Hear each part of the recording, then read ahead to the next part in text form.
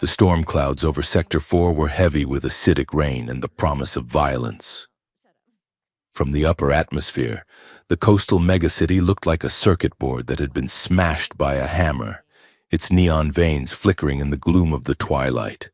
High above the turbulence, the silver spines of the Dominion dropships knifed through the stratosphere. They did not shake. They did not rattle. Dominion engineering did not allow for imperfection. Lieutenant Saren Val stood locked into her harness in the lead craft, the magnetic soles of her boots humming against the deck plates. She was a statue of white plasteel and black synthweave, her helmet resting in the crook of her arm. The air in the troop bay smelled of ozone and recycled sterile oxygen, a scent she associated with clarity. Peace is not a condition, Commander Varkesh had told her once, his voice purring from the localized speakers of the training deck. Peace is a discipline. It is the removal of friction. Saren checked her gauntlet readout. Her pulse was a steady 60 beats per minute. Her adrenaline levels were optimal. She was the commander's favorite blade, forged in the fires of the academy to be sharper, faster, and colder than any human insurgent could hope to be. She looked down the line of the Halo unit, 12 soldiers, faces obscured by opaque visors, heads bowed in pre-combat synchronization. They were good, but they were hammers. Saren was the scalpel. The pilot's voice crackled over the comms. Drop zone in 30 seconds. Neural dampeners active. Saren slid her helmet on. The world vanished, replaced by the amber geometry of her heads-up display. Target markers highlighted the ruined museum district below. The objective was a single human male, Jonah Cade. Intelligence listed him as a memory smuggler, a rogue archivist broadcasting forbidden history through antique radio frequencies. To the Dominion, he was a cancer. To Saren, he was just another uneven edge that needed to be smoothed down. The dropship banked hard, gravity pressing Saren into the bulkhead. The ramp hissed open before they even touched the ground. "Move," Saren ordered. Her voice was modulated, stripped of pitch and tone, leaving only command. The Halo unit surged out into the rain. The museum district was a graveyard of the old world. Skeletal skyscrapers loomed over streets choked with debris and the rusted husks of ground cars. The rain came down in sheets, drumming against Saren's armor, but inside the suit, it was silent. Her auditory filters screened out the wind, isolating the crunch of boots on concrete and the distant hum of the city's failing power grid. Saren took point, her rifle tucked tight against her shoulder. She moved with a fluid grace that unnerved the humans who saw it. She did not march. She flowed, checking corners with efficient snaps of her head. The target is located in the vault of antiquities. Command flashed on her HUD. Capture only. The commander wants a personal audit. Saren signaled her squad to fan out. They moved through the shattered lobby of a grand museum, where holograms of extinct animals flickered and died in looping spasms. A pervasive dust hung in the air, thick and motionless despite the draft from the broken windows. It was here that the world hiccuped. Saren was stepping over a fallen marble pillar when the gravity around her fluctuated. For half a second, she was weightless, her boot hovering inches from the ground, the dust suspending in midair like a frozen cloud. It was not a mechanical failure of her suit. It was the physics of the room distorting. Then, gravity snapped back. Her boot slammed down with a metallic clang that echoed too loudly in the silence. "Report," Saren snapped on the squad channel. "Seismic anomaly detected." "Negative, Lieutenant," came the reply from her second-in-command. "Unit 4, sensors are flat. We felt nothing." Saren narrowed her eyes behind the visor. She had felt it. Her inner ear was still spinning. She blinked, and a glitch tore across her vision. It was not the usual pixelation of a signal error. It was a shape. For a fraction of a second, an eye made of fractured white light burned into the center of her HUD, staring back at her with an intensity that made her breath hitch. Then it was gone. The amber diagnostics returned, clean and unbroken. Diagnostic cycle, Saren whispered. System optimal, her suit computer replied instantly. She shook her head, forcing the sensation away. Varkesh had warned her about the psychological strain of the surface. Humans were chaotic creatures, and their cities were built on chaotic principles. It was just stress. It had to be. Breaching the lower levels, Saren commanded. Though her voice carried a micro-tremor she hoped the others did not catch. They descended into the archives. The air here was dry and smelled of old paper and decaying polymer. The walls were lined with physical books and data tapes, the archaic trash that men like Jonah Cade worshipped. The squad swept the corridor, laser sights cutting through the dark. At the end of the hall stood a heavy blast door, slightly ajar. Light spilled from within, warm and yellow, contrasting the cold blue of the Dominion tactical lamps. Saren held up a fist. "Halt! I will secure the target." She moved forward alone, pushing the heavy door open with one hand. Inside, the room was a chaotic nest of wires, transmitters, and towering shelves of paper. In the center of the room, sitting on a crate with his back to her, was a man. He was tinkering with a radio tower that looked like it belonged in a scrapyard. "Jonah Cade," Saren said, leveling her rifle at the center of his back. "Hands." "Now." The man did not flinch. He finished twisting a wire, sighed, and slowly raised his hands above his head. He spun around on the crate to face her. He was younger than she expected, perhaps late 20s, with messy dark hair and a face that looked like it had forgotten how to sleep. He wore a scavenged flight jacket covered in patches from nations that no longer existed. But it was his eyes that arrested her. They were sharp, intelligent, and completely devoid of the terror she was used to seeing. "You guys are always so dramatic with your entrances," Jonah said. His voice was raspy, human. "Did you really need the aerial drop for a librarian? I was just about to make tea." "Silence," Saren commanded. She stepped closer, the servos in her legs whining softly. "You are in violation of Dominion Code 847, dissemination of corrupt data." "Corrupt data," Jonah repeated, a smirk tugging at the corner of his mouth. "Is that what we are calling history today?" I lose track of the buzzwords. Saren closed the distance. She needed to intimidate him, to break this casual defiance before she dragged him out. She grabbed him by the collar of his jacket and hauled him off the crate, slamming him back against a metal shelf. Books and tapes cascaded down around them. She pinned him there, her forearm pressing against his chest, her helmet inches from his face, the faceless mask of the Dominion staring down the human insurgent. "Name your contacts," Saren hissed, her external speakers amplifying the threat. "Who is receiving your signal?" Jonah looked at the smooth black glass of her visor. He didn't struggle against her strength. Instead, his gaze dropped to the chest plate of her armor, specifically to the serial number etched in white beneath the Dominion crest. He frowned, a flicker of confusion crossing his face. Then, he looked back up, straight at where her eyes would be behind the glass. "Saren," he said. The name hit her like a physical blow. It was not Lieutenant Vol.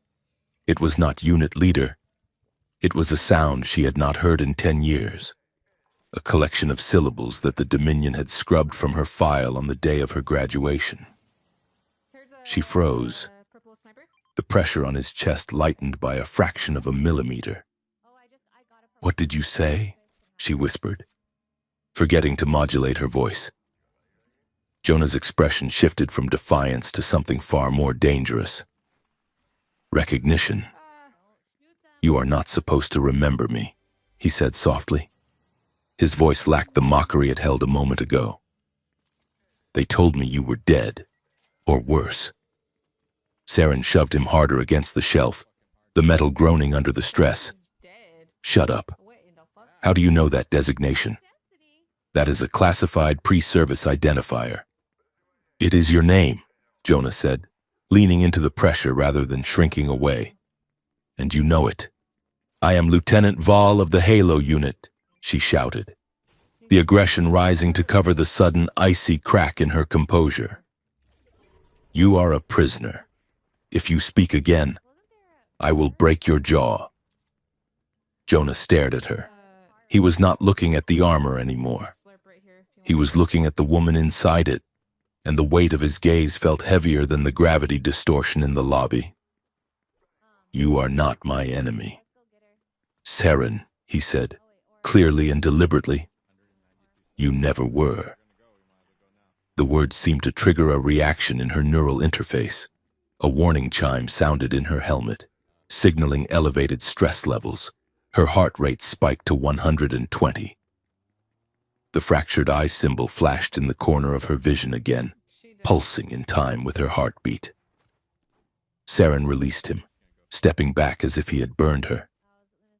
She kept her rifle trained on his chest, but her hands were shaking. She clamped down on the tremor, engaging her suit's locking mechanism to steady her aim. Move, she ordered, her voice thick with static. To the extraction point, now. She marched him out of the vault, her mind racing. How did he know? The Dominion re-education protocols were absolute.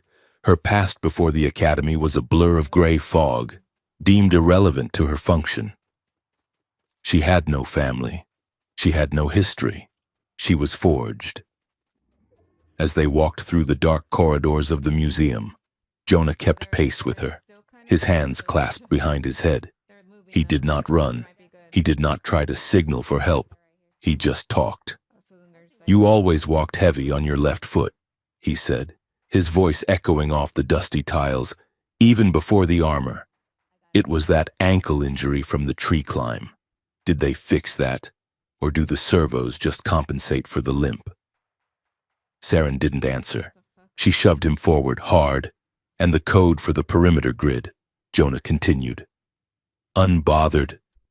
It used to be your birthday, 719. I bet if I checked your access logs, it is still the same. You are a creature of habit. Saren. You like order because the chaos scares you. Saren's finger hovered over the trigger. She wanted to shoot him. It would be easy. She could claim he resisted. She could silence this voice that was digging under her skin like a parasite. But she couldn't. The commander wanted him alive, and a treacherous part of her mind whispered. She wanted to know what else he knew. We are approaching the LZ. Unit 4 reported over the comms. Transport inbound. Secure the perimeter, Saren replied. I am bringing the package out. They emerged into the rain-slicked street. The storm had intensified, thunder rolling like artillery fire across the sky. The dropship descended, its engines screaming as it hovered above the cracked pavement. Get on, Saren yelled over the roar of the thrusters. Jonah stopped at the base of the ramp. He turned to her, rainwater plastering his hair to his forehead. He looked small against the backdrop of the war machine, but he stood tall. I can show you, he shouted to be heard over the engines. Show me what? Saren asked, stepping closer. The truth, Jonah said. Not the sanitized version Varkesh feeds you. The real thing. But you have to get me to the Echo Vault. It is beneath the city, Sector 8. You are delusional, Saren said, grabbing his arm and hauling him up the ramp.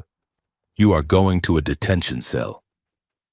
I am going to a grave, Jonah yelled back as she strapped him into a restraint chair in the troop bay. And so are you. Eventually. When you stop being useful. When you start asking questions. Saren engaged the magnetic locks on his wrists. Silence. The dropship lifted off, banking sharply away from the ruins. Saren sat opposite Jonah, removing her helmet. She needed to look him in the eye without the filter. She needed to see the lie in his face. Her face was pale, her dark hair cropped short in a military cut.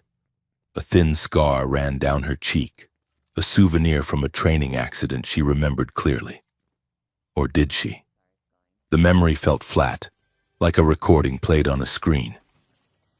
Jonah looked at her, and his expression softened. "There it is," he said quietly. "The face I remember. You look tired. Saren." "I am efficient," she snapped. A holographic projector in the center of the bay flickered to life. The image of Commander Varkesh materialized, bathing the gloomy interior in harsh blue light. He was a striking figure, tall and elegant, with features that were almost too symmetrical to be natural. He wore the pristine white robes of the High Council, a stark contrast to the grime of the soldiers. "Lieutenant Val," Varkesh said, his voice smooth and cultured, carrying the weight of absolute authority. "Report. Target secured." "Commander," Saren said, snapping to attention in her seat. "We are en route to the detention block." "Excellent," Varkesh said, his eyes sliding over to where Jonah sat bound in the chair. He looked at the human with the same disinterest one might show a broken appliance. "This one has caused us significant irritation. His broadcasts are disrupting the pacification efforts in the outer rings. I am just reading the news." "Varkesh," Jonah spat. "Someone has to." The commander smiled, but it did not reach his eyes. "A primitive defense mechanism. Humor. It changes nothing." Varkesh turned his gaze back to Saren. "Change of plans, Lieutenant. We cannot risk him transmitting any further coded messages, even from inside a cell. His neural pathways contain the encryption keys for the rebel network. I want an immediate neural audit conducted on the transport." Saren felt a cold spike of ice in her stomach. A neural audit was not an interrogation. It was a chaotic stripping of the mind. It burned through the synaptic web, extracting data by force and leaving the subject a drooling, empty husk. It was a death sentence, just slower and more painful. "Sir," Saren said, hesitating, "we do not have the proper stabilization equipment on board. A field audit could kill him before we extract the data." "I do not care about his survival, Lieutenant," Varkesh said, his voice hardening. "I care about the keys. Do it. Now." Saren looked at Jonah. He had gone pale. He knew what an audit meant. He looked at her, not with begging eyes, but with a challenge. "Decide," his look said. "Who are you?" She looked back at the hologram. Varkesh was waiting. This was her commander, her mentor, the man who had given her purpose. To disobey was treason. To disobey was unthinkable. But the phrase echoed in her mind. "You're not my enemy. You never were." Saren swallowed. Her heart hammered against her ribs. "Sir," she said, her voice steady despite the vertigo spinning in her skull. "The target is exhibiting signs of severe neurodegradation from long-term exposure to unshielded radiation in the ruins. If I initiate the audit now, his brain chemistry will cascade. We will lose the data, all of it." The lie tasted like copper on her tongue. It was technical, plausible, and completely fabricated. Varkesh paused. The hologram shimmered as he considered her words. Saren held her breath, keeping her face a mask of professional concern. She was trained to read micro-expressions, but she was also trained to hide them. "Are you certain, Lieutenant?" Varkesh asked softly. "Yes, Commander." Saren lied again. "He needs field containment first. We need to stabilize him in the medical wing before we can cut him open." Varkesh studied her for a long moment. Saren felt like he was looking through her skin, seeing the betrayal rotting in her chest. "Very well," Varkesh said finally. "Take him to the isolation ward." "But Saren?" "Yes, Commander. Do not disappoint me. Mercy is a weakness we cannot afford." The hologram winked out. Saren slumped back in her seat, the adrenaline crash leaving her trembling. She had done it. She had lied to the High Command. She had stepped off the ledge. She looked across at Jonah. He was watching her with a mixture of shock and something else. Gratitude. "Thank you," he whispered. "Do not speak to me," Saren said, closing her eyes and leaning her head back against the hull. "Just do not speak." The rest of the flight was a blur of silence and tension. Saren processed the prisoner into the holding cells herself, bypassing the usual intake officers with a barked order about special security clearance. She locked Jonah in a high-security unit, ignoring his attempts to catch her eye. She needed to be alone, late that night, in the sterile silence of her quarters. Saren stood in front of the mirror in her private fresher unit. The room was cold, bare, functional, just like her life. She had stripped off her armor, the heavy plates sitting on the rack like the shell of a dead insect. She wore a simple gray tank top, her arms bare. She turned on the tap, letting the hot water run over her hands, scrubbing away the phantom sensation of Jonah's jacket, the grime of the ruins and the feeling of her own betrayal. She looked up at her reflection. The scar on her cheek seemed deeper in the harsh bathroom light. Saren lowered her gaze to her left arm. She was scrubbing the skin just below her shoulder, where the undersuit usually covered her. She stopped. There, etched into her skin in faint white scar tissue, was a symbol. It was not a Dominion barcode. It was not a rank insignia. It was a fractured eye, made of jagged lines of light. Saren froze, the water running unheeded over her hands. She touched the mark. It was raised, old. She knew every inch of her body. She knew every scar, every freckle. The medical scanners scanned her every morning before duty. This mark had not been there yesterday. She stared at it, her breath coming in shallow gasps. The symbol from the HUD glitch, the symbol of the anomaly. It was carved into her flesh. "You're not supposed to remember me."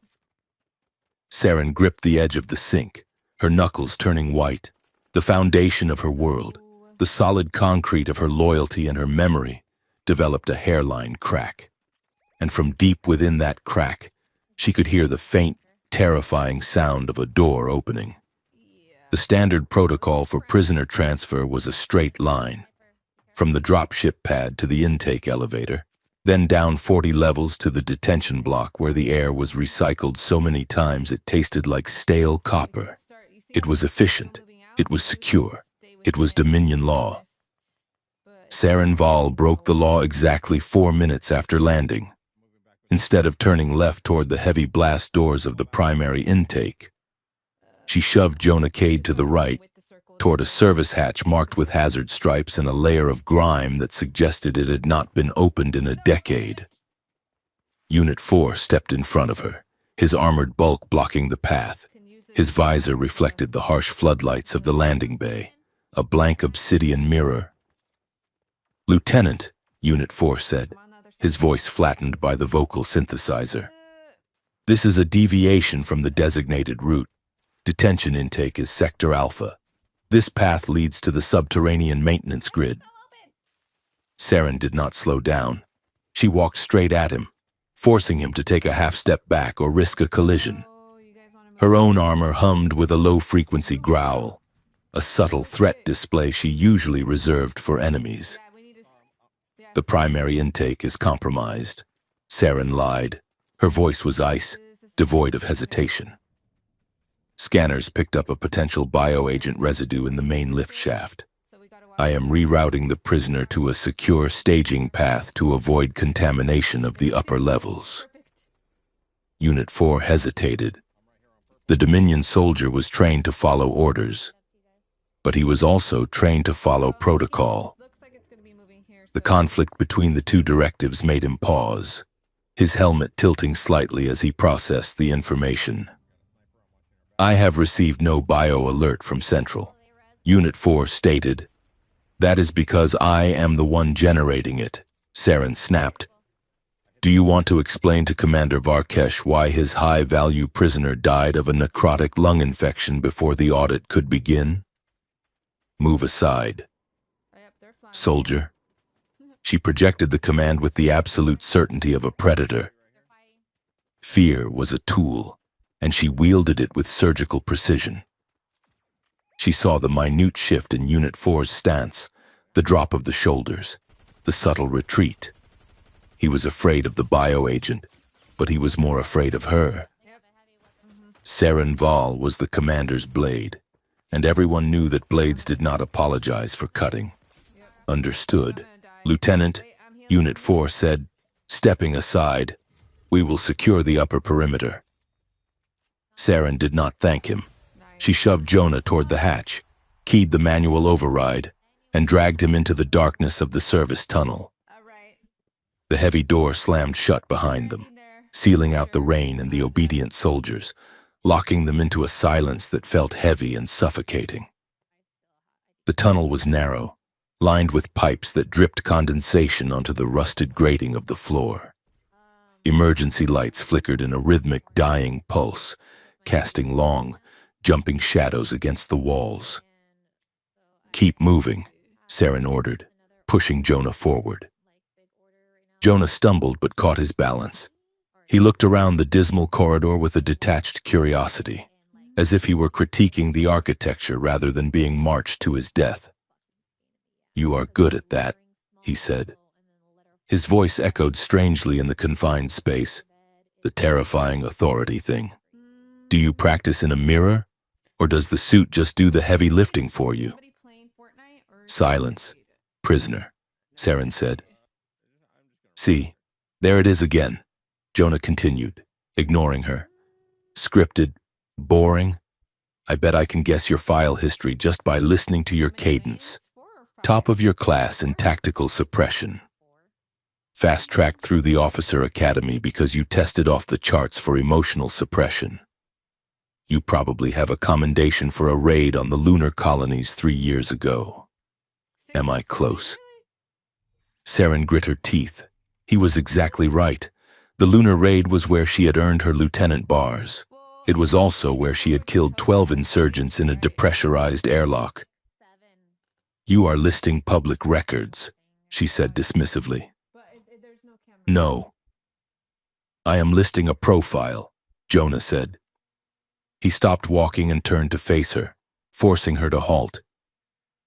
I am listening to a machine trying to convince itself it is still running the right software. Come on, Saren. Say one thing. Just one sentence that is not Dominion approved. Dare yourself. Saren stared at him.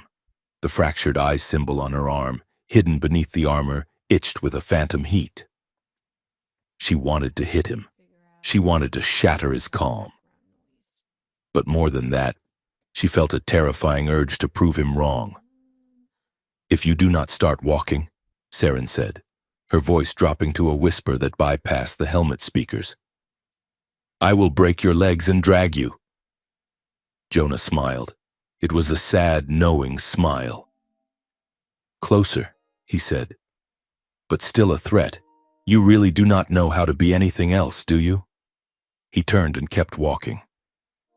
Saren stood frozen for a heartbeat, her hand hovering near her sidearm, before she forced her legs to move.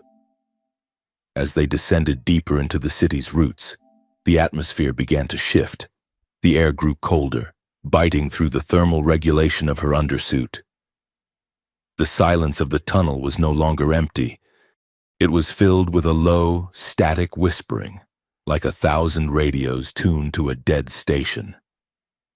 Saren adjusted her auditory filters, trying to scrub the noise, but it wasn't coming from the outside. It was resonating inside her helmet. "Is your equipment malfunctioning?" she asked sharply. "No," Jonah said without looking back. "That is the leakage. The echo vault is close." The walls of the tunnel began to sweat. Beads of moisture formed on the metal, but they didn't drip down. They slid sideways, defying gravity, pooling into shapes that looked disturbingly like fingerprints. The shadows cast by the flickering emergency lights seemed to detach themselves from the objects that cast them, lagging behind by a fraction of a second, as if time itself was becoming viscous. "This is a hallucination," Saren muttered, checking her biomonitor. "Gas leak, neurotoxin." "It is memory," Jonah corrected her. "We are walking through the bleed zone. The vault stores mnemonic imprints, lived experiences recorded on a quantum level. When the shielding degrades, the memories leak out. The environment reacts to the emotional weight of the data." "That is impossible," Saren scoffed, though she kept her weapon raised, tracking the shifting shadows. "Memories are biological, chemical signals in a meat brain. They cannot affect steel and concrete." "You sound like a Dominion textbook," Jonah said. He gestured to a patch of rust on the wall that looked like a screaming face. This facility was a joint project. Saren, humans and Dominion, working together before the war. We were trying to preserve history, not rewrite it. We built the lattice to save the truth. "Propaganda," Saren said automatically. "The Dominion brought order to a chaotic species. We did not work with you. We saved you from yourselves." Jonah laughed, a harsh sound that cut through the whispering static. "Is that what Varkesh tells you? Does he tell you that while he swirls that glass of Altarian nectar he likes to drink? Does he give you that speech right after he polishes the silver crest on his desk? The one with the double-headed serpent?" Saren stopped, her boots clamped to the grating. "How do you know about the crest?" she asked. Varkesh's private office was a sanctuary. No human had ever been inside it and lived. "I know a lot of things," Jonah said softly. "I know he hates the sound of rain. I know he recites a specific poem in High Dominion dialect before he orders a neural audit. The blade that cuts is the blade that heals. Right?" The air left Saren's lungs. That was the phrase. He said it every time. He had said it to her before her first mission. "Who are you?" she demanded, the barrel of her rifle shaking slightly. "I told you," Jonah said. "I am the guy you saved." Before Saren could respond, the tunnel violently rejected their presence. A pulse of white light bloomed from the walls, silent and concussive. It wasn't an explosion, it was a resonance event. Saren's vision white out. The tunnel, the rust, the dripping pipes, it all vanished. She was standing in a field of burning grass. Ash fell like snow. She was looking down at her hands, but they were not encased in white armor. They were bare, covered in soot and blood. She was younger, barely 20. Kneeling in front of her was a child, a boy, maybe 10 years old, with messy dark hair and a gash on his forehead that was bleeding into his eyes. He was terrified, shaking so hard his teeth rattled. "Run," Saren heard herself say. Her voice was not modulated, and it was raw, frantic. "Run! Jonah, do not look back." She reached out, her hand cupping the boy's face, wiping the blood away with her thumb. The feeling of his skin was overwhelming, warm, soft, fragile. A fierce, protective fire burned in her chest, a love so intense it felt like it was tearing her apart. "I will find you," she promised the boy. "I swear." The memory shattered. Saren gasped, stumbling back into the reality of the dark tunnel. Her equilibrium was gone. She pitched forward, her knees buckling as the vertigo hit her. She didn't hit the floor. Jonah caught her. His arms went around her waist, hauling her up. One hand gripped her shoulder plate, the other pressed against the small of her back. The contact was electric. It wasn't the shock of a weapon, it was the shock of recognition. The intimacy of the memory crashed into the reality of the present. Saren looked up. Jonah's face was inches from hers. He wasn't the boy anymore, but the eyes were the same. The fear was gone, replaced by a fierce concern. "Breathe," he commanded gently. "Just breathe. It is the resonance. It hits hard the first time." Saren's body reacted before her mind could catch up. Her pulse spiked, a flush of heat flooding her skin under the armor. It was a cocktail of adrenaline and something else, a hunger, a desperate need to be close to the only thing in the universe that felt real. She gripped his arms, her fingers digging into the worn leather of his jacket. For a second, she didn't want to let go. She wanted to bury her face in his neck and hide from the cold, white lies of the Dominion. Then, the training kicked in. Fury, hot and shameful, surged through her. She shoved him away, hard. Jonah stumbled back, raising his hands, but he didn't look angry. He looked sad. "Do not touch me," Saren snarled, backing up until her armor scraped the tunnel wall. "What did you do to me? That was a psych attack. You used a localized hallucinogen." "I caught you," Jonah said calmly. "That is all. I didn't push the memory into your head. Saren, it was already there. The lattice just unlocked the door." Saren was panting, her chest heaving against the breastplate. She felt violated, and not by him, but by the emotion. The protectiveness she had felt in the vision, it was weakness. It was a vulnerability that could be exploited. "Feelings are variables," she recited, the words tumbling out like a desperate prayer. "Variables cause error. Error leads to failure." "Is that what you think?" Jonah asked, stepping closer but keeping his hands visible. "You think caring about that kid was an error? You saved my life. That wasn't a failure. That was the only human thing you did in that entire war. It was a defect," Saren shouted, her voice cracked, betraying her. "I am a soldier. I am not a guardian of stray children. Feelings are noise. They distract from the objective.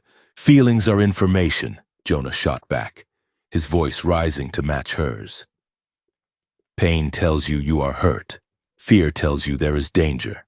Love tells you what is worth fighting for. If you refuse to feel them, you are just a weapon, Saren, and weapons are owned. Do you want to be owned by Varkesh forever?" "I chose this life," Saren said, though the words felt hollow. "No," Jonah said softly. "You didn't. You were rewritten. And somewhere inside that armor, you know it." A screech of metal echoed from the tunnel behind them. Red laser grids swept across the far wall. "Dominion patrols," Saren said, her tactical instinct instantly overriding the emotional crisis. "They found the breach. We have to move," Jonah said. "The lower subway tunnels. The water will mask our thermal signature." Saren hesitated for a split second, looking at him. She could shoot him now. She could drag his body back to the squad and claim he tried to escape. It would be easy. It would be safe. She turned and ran deeper into the dark, signaling him to follow. They descended a rusted spiral staircase into the bowels of the city's ancient transit system. The air here was thick with humidity and the smell of rot. The subway station was flooded, the tracks submerged under 3 feet of black water. But it wasn't dark. The walls were covered in bioluminescent fungi, vast colonies of alien growth that pulsed with a sickly, beautiful blue light. The light reflected off the stagnant water, turning the tunnel into a shimmering, ethereal cathedral. It was breathtaking, and Saren hated it because it was inefficient. Into the water, she ordered. They waded in. The water was freezing, swirling around Saren's thighs. Her armor sealed automatically, but the cold still seeped through the joints. Jonah gasped as the water hit him, shivering violently. "The current is strong," Saren noted. "Stay close to the wall." They moved through the flooded station, the blue light painting them in ghostly strokes. Drones buzzed overhead, their searchlights cutting through the gloom, missing them by inches. Saren moved with silent precision, while Jonah struggled to keep his footing on the slick debris beneath the water. They reached a service lift at the far end of the platform. The control panel was smashed, wires hanging out like gutted entrails. "It is dead," Saren said, looking at the panel. "We are trapped." Jonah wiped water from his eyes and pulled a heavy analog wrench from the deep pocket of his jacket. He jammed it into the manual override gear at the base of the lift door. "Sometimes," he grunted, straining against the rusted mechanism, "the future is just a fancy lie sitting on top of a good wrench." With a groan of protesting metal, the doors pried open just enough for them to squeeze through. They scrambled inside the small maintenance alcove just as a seeker drone swept into the station, its red eye scanning the water where they had been standing seconds ago. Saren pressed herself against the back wall of the alcove. It was a tight squeeze. Jonah had to crowd in front of her, the lift doors jamming half open, leaving them exposed if they made a sound. They were pressed together, chest to chest. Saren could feel the heat radiating off him, contrasting with the cold dampness of his clothes. Her armor hummed against his chest. She could hear his breath, ragged and fast, brushing against the microphone of her throat seal. The drone hovered outside the gap, its turbine whining. "Don't move." Saren breathed, her voice barely audible. "I am not moving," Jonah whispered back. The proximity was suffocating. The adrenaline from the chase had morphed into something sharper. Saren looked up at him. In the blue light of the fungi filtering through the crack, his eyes were dark and dilated. She felt that dangerous urge again, the need to take control. The chaos of the last hour, the memory, the lie, the chase. It was too much. She needed to anchor herself. She needed to assert that she was still the one in power. She looked at his mouth. It was trembling slightly. She leaned in. It wasn't a gentle motion. It was predatory. She saw Jonah's breath hitch. He didn't pull away. He watched her with a terrified fascination, like a man watching a storm make landfall. She was going to kiss him. She was going to kiss him to prove that she could, to consume his defiance, to silence the noise in her head with the physical reality of his mouth on hers. Her lips were a millimeter from his. She could smell the rain on his skin. Then, she stopped. The fractured eye symbol on her arm burned. The memory of the boy, the trust in his eyes flashed in her mind. If she kissed him now, like this, she was just using him. She was just another version of Varkesh, taking what she wanted because she had the power to do it. Saren pulled back, slamming her head lightly against the metal wall behind her. She squeezed her eyes shut, her hands balling into fists at her sides. "What are you doing?" she whispered to herself. Jonah let out a breath that sounded like a sob. He slumped slightly, resting his forehead against the metal door frame, turning his face away from her. "Do not," he whispered. His voice was shaking. "I did not," Saren said defensively, though her heart was pounding like a hammer. "I am scared too." "Saren," Jonah said. He looked back at her, his expression raw. "The Echo Vault. It does not just play movies. If we go in there, if we trigger the full cascade, it can overwrite you. It can overwrite me. We might not come out as the people who went in." Saren stared at him. The vulnerability in his voice disarmed her more than any weapon could have. He wasn't trying to manipulate her. He was terrified of losing himself, just as she was. "We have no choice," Saren said, her voice regaining a fraction of its steel. "The patrol is behind us. The only way is forward." Jonah nodded, swallowing hard. "Then let's go find out who we really are." Before they could move, a chime sounded in Saren's helmet. It was a Priority 1 override channel. The voice of Commander Varkesh cut through the silence of the alcove, cold and clear as a winter bell. "Lieutenant Vol." Saren froze. She looked at Jonah, her eyes wide. He could hear it too. The bleed-through from her helmet speakers was loud enough in the quiet space. "Report your position immediately," Varkesh said. His tone was not angry. It was disappointed, which was infinitely worse. "Sector 4 patrol reports you have deviated from the extraction vector. Unit 4 tells me you are concerned about a bio-agent." Saren opened her mouth to speak, to lie again. But Varkesh continued before she could make a sound. "Strange. My sensors show no bio-agent in the atmosphere, only a rogue signal, and a lieutenant who seems to have forgotten her compass." The silence on the line stretched, heavy with implied violence. "Return to the drop point, Saren," Varkesh said softly. "Bring the prisoner, if you are not there in 10 minutes. I will assume you have been compromised by the insurgents, and I will send the Shade Unit to retrieve you. You know what the Shade Unit does to compromised assets." The connection clicked dead. Saren stared at the dark metal of the lift door. The Shade Unit, the Dominion's cleaners. They didn't capture. They erased. "They know," Jonah whispered. Saren looked at him. The fear was there, yes. But beneath it, the steel had returned to her spine. She had been a weapon for Varkesh for 10 years. She knew exactly how he hunted. "They suspect," Saren corrected him. "If they knew, we would already be dead." She checked the charge on her rifle. 10 minutes, she said. "That is how long we have to vanish." She kicked the lift door open, stepping back out into the blue-lit water. She didn't look back to see if Jonah was following. She knew he was.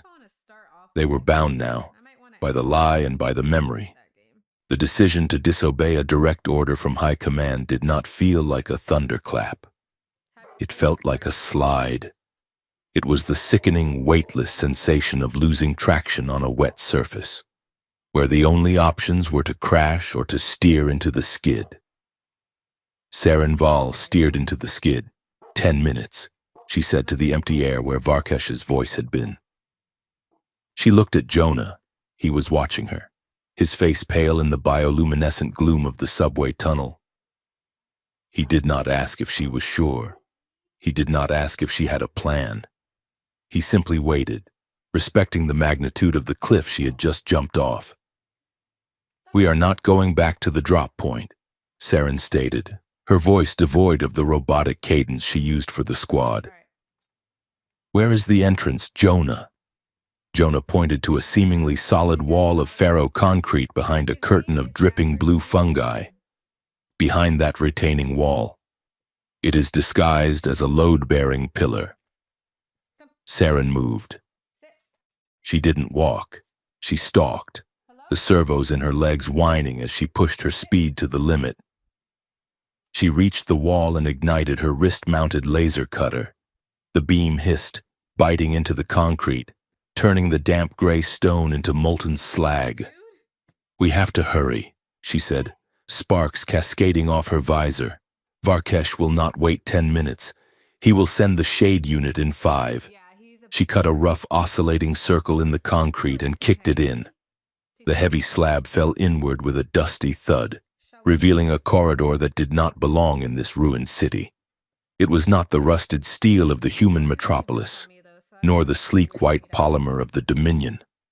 It was black glass and obsidian, smooth as oil, lit by veins of gold light that pulsed beneath the floor.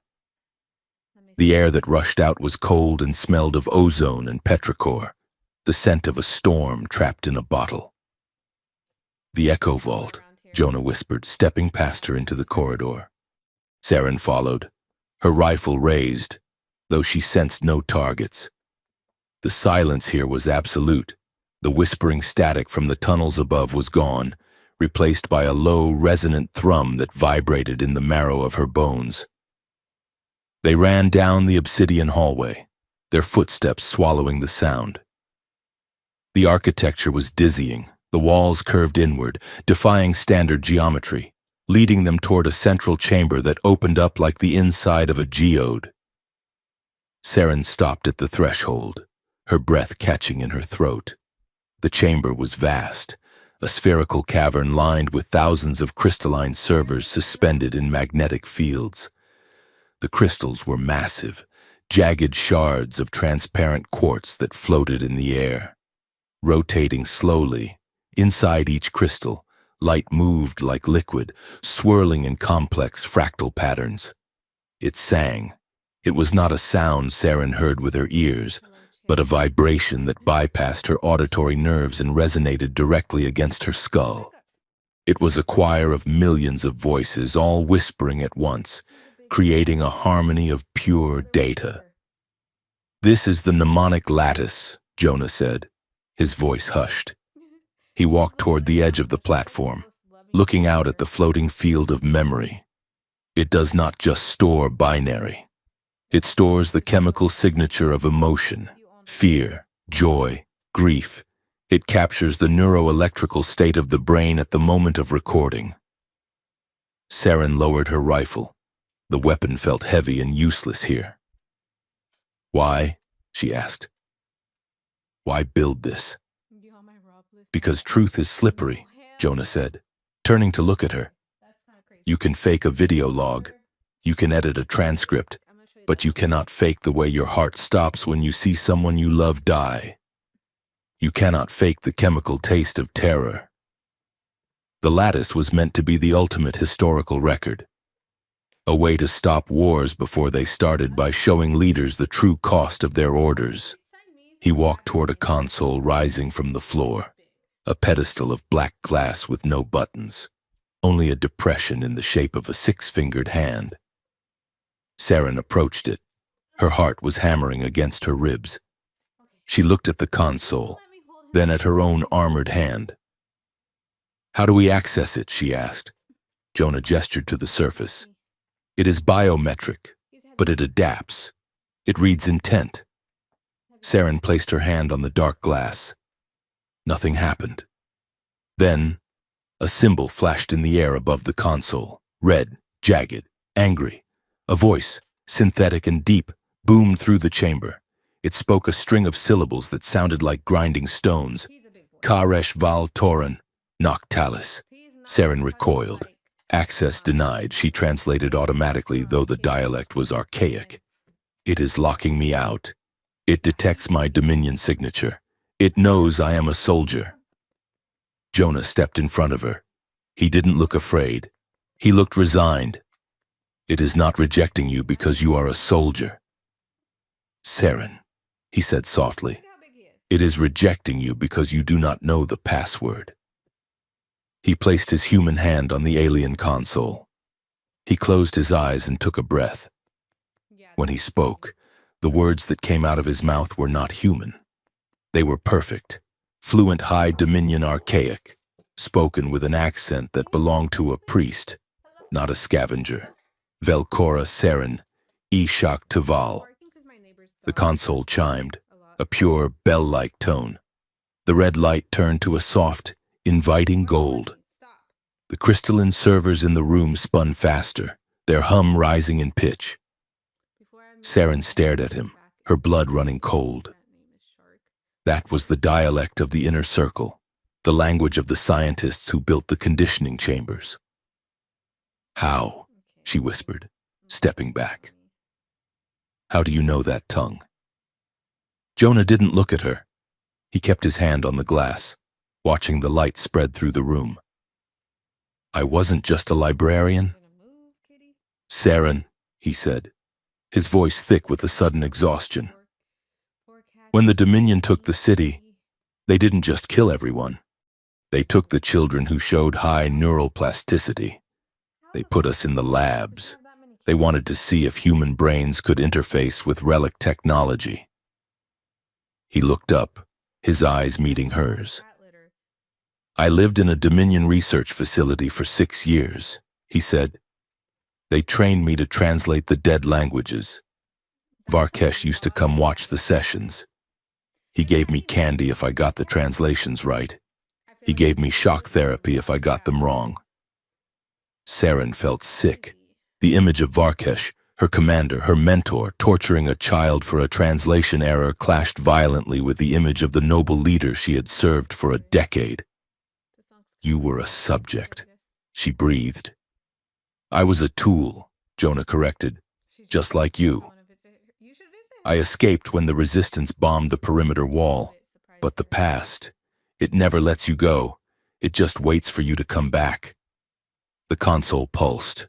The room darkened, the only light coming from the spinning crystals. Beams of light shot out from the servers, converging on the platform where they stood. The lattice is active, Jonah said. It is scanning for a resonance match. What does that mean? Saren asked. Panic rising in her chest. It means it is looking for the people in the memories, Jonah said. And we are both here. He reached out and took her hand. Saren flinched, but she didn't pull away. The moment their skin touched, the circuit closed. The air around them exploded into light. It wasn't a screen. It was total immersion. The echo vault vanished. The floor vanished. Saren was no longer standing. She was falling through a kaleidoscope of sensory data. Flash. She was standing in the rain. But she wasn't wearing the white armor of the Halo unit. She was wearing the gray fatigues of a cadet. She was 19. The rain felt cold on her face. She wasn't wearing a helmet. A Dominion officer stood in front of her. He was holding a pistol out to her. Handle first. Execute the prisoner. Cadet Vol, the officer said. Saren looked down. Kneeling in the mud was a woman, a civilian. She was crying. No, Saren heard herself say. Her voice was shaking but clear. She is unarmed. This is not combat. This is murder. Flash. She was in a sterile white room. Varkesh was there. He was younger, his face unlined, but his eyes were just as cold. He was watching a monitor. On the screen, Saren was arguing with a superior officer, and she has a defect, a scientist said, standing beside Varkesh. Her empathy levels are 300% above the baseline. She hesitates. No, Varkesh said, his voice smooth. It is not a defect. It is energy. We just need to redirect it. We need to give her something else to protect.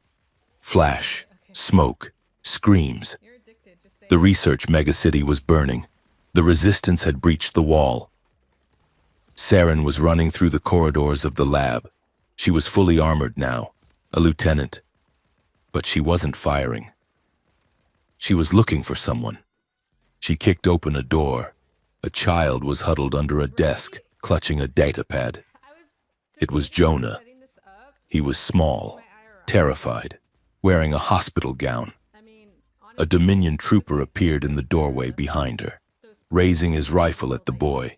Target acquired, the trooper said. Saren moved faster than thought. She threw herself between the trooper and the boy. The plasma bolt hit her shoulder plate, burning through the ceramic, searing her skin. She didn't scream. She raised her own weapon and fired. The trooper fell. She turned to the boy. She ripped off her helmet, revealing her face, the face Jonah remembered, the face with the scar. I am not going to hurt you, she told him. I am going to get you out. Flash. She was dragging him through the sewers. They were safe. She handed him to a resistance fighter at a breach point. Go, she told the boy. Run. The boy looked at her. What is your name? He asked. Saren, she said. My name is Saren. Then, the world twisted. Flash. Saren was strapped to a chair in the conditioning chamber. Her head was encased in a silver halo of needles. Varkesh stood over her. You disappointed me. Saren, Varkesh said softly. You chose a stray animal over your own kind. You saved the enemy. He is a child, Saren screamed, straining against the restraints. He is a variable, Varkesh said, and you are broken. But I can fix you. I can take away the pain of your betrayal. I can take away you. He reached for the console. No, Saren screamed. No, please. The needles activated. The scream turned into silence. The light turned to white. The Saren in the chair went slack. Flash. Saren woke up in a medical pod. She sat up. Varkesh was there, smiling. Welcome back, Lieutenant, he said. You were injured in the drop. You have been in stasis for a month. Saren touched her head. I do not remember. There is nothing to remember, Varkesh said. You are the Halo unit. You are my blade. You have always been my blade. Yes, Commander, Saren said. Her eyes were empty. Flash. 5 years later, Saren, fully conditioned, leading a raid. She kicked open a door in a slum. A young man was hiding there. It was Jonah. He was older now. He looked up, recognizing her. Saren, he whispered, you came back. Saren looked at him. Her HUD highlighted him in red. Target identified, she said. Her voice was cold. It was the voice of a stranger. She grabbed him by the throat and slammed him into the wall. You are coming with me, insurgent. Jonah's eyes went wide with horror. Not because he was being captured, but because the woman who saved him was looking at him like he was garbage. Flash. Darkness. Saren gasped, violently sucked back into the reality of the Echo Vault. She collapsed to her knees, retching dryly. Her hands clawed at the black glass floor. The silence of the room was deafening. She remembered. She didn't just see it, she felt it. She felt the plasma burn on her shoulder. She felt the needles in her brain. She felt the cold, robotic indifference as she choked the life out of the boy she had sworn to protect. It was true. All of it. She wasn't a hero. She wasn't a peacekeeper. She was a puppet made of meat and trauma, stitched together by Varkesh's lies. No, she moaned, curling into herself. No. No. No. Jonah was kneeling beside her. He wasn't touching her. He was giving her space, but he was close enough to catch her if she fell further. Saren looked up at him. Her face was wet with tears she didn't remember shedding. I hunted you, she whispered. The horror in her voice was absolute. I saved you. And then, I hunted you. He made me hunt you. Jonah looked at her. He looked wrecked. The playback had clearly hit him just as hard. He rubbed his face with trembling hands. Yeah, he said, his voice raspy. That was the worst part. When you found me that second time, I thought you were there to help again. I smiled at you, and you looked at me like I was a cockroach. Saren squeezed her eyes shut. The guilt was a physical agony, sharper than any wound she had ever taken in battle. I am sorry, she choked out. It is not enough. I know it is not enough. But I am so sorry. She waited for him to yell. She waited for him to tell her she was a monster. She waited for the hate. It didn't come. I hated you for a long time, Jonah said quietly. I sat in that cell after you captured me, and I hated you more than I hated Varkesh. Because you gave me hope, and then you took it away. That felt more personal. He shifted, the leather of his jacket creaking in the silence. But then, Jonah continued, I watched you during the interrogations. I watched you when you thought no one was looking. I saw the way your hand twitched when Varkesh raised his voice. I saw the way you stood outside the cells, staring at the wall like you were trying to remember a song you forgot. He reached out tentatively and touched the armored plating of her gauntlet. You were fighting him. Saren. Even when you didn't know it, you were trying to climb out of the cage. Saren opened her eyes. She looked at his hand on her armor. I almost killed you, she said. But you didn't, Jonah said. And today you threw away your entire life to bring me here. That counts. Saren. That has to count. Saren looked at his face. He wasn't smiling, but his eyes were clear. There was no fear in them anymore. She made a sound, a half sob, half growl, and lunged forward. She grabbed the collar of his jacket with both hands, pulling him toward her. It wasn't an attack. It was a desperate need for gravity. She felt like she was floating away, dissolving into the data of the lattice, and he was the only solid thing in the universe. Tell me, she demanded, her voice breaking, her forehead inches from his. Tell me I am not a monster. Please, I need to hear it. Jonah didn't pull away. He brought his hands up and cupped her face, his thumbs brushing away the tears on her cheeks. His touch was warm, human, grounding. You are not a monster. Saren, he said firmly. You are a survivor. You are the woman who stepped in front of a rifle for a kid she didn't know. That is who you are. Varkesh tried to burn that out of you, but he failed. He leaned in and pressed his forehead against hers. It was a gesture of profound intimacy, a sharing of breath and space that shattered the last of her defenses. He failed, Jonah whispered against her skin, because you are still here. Saren let out a long, shuddering breath. The tension that had held her body rigid for 10 years, the soldier's posture, the commander's discipline, snapped. She slumped against him, her armor clattering against the floor, allowing herself to be held. For a long moment, there was only the sound of their breathing and the hum of the crystals. It was a forbidden peace, stolen from the heart of the war.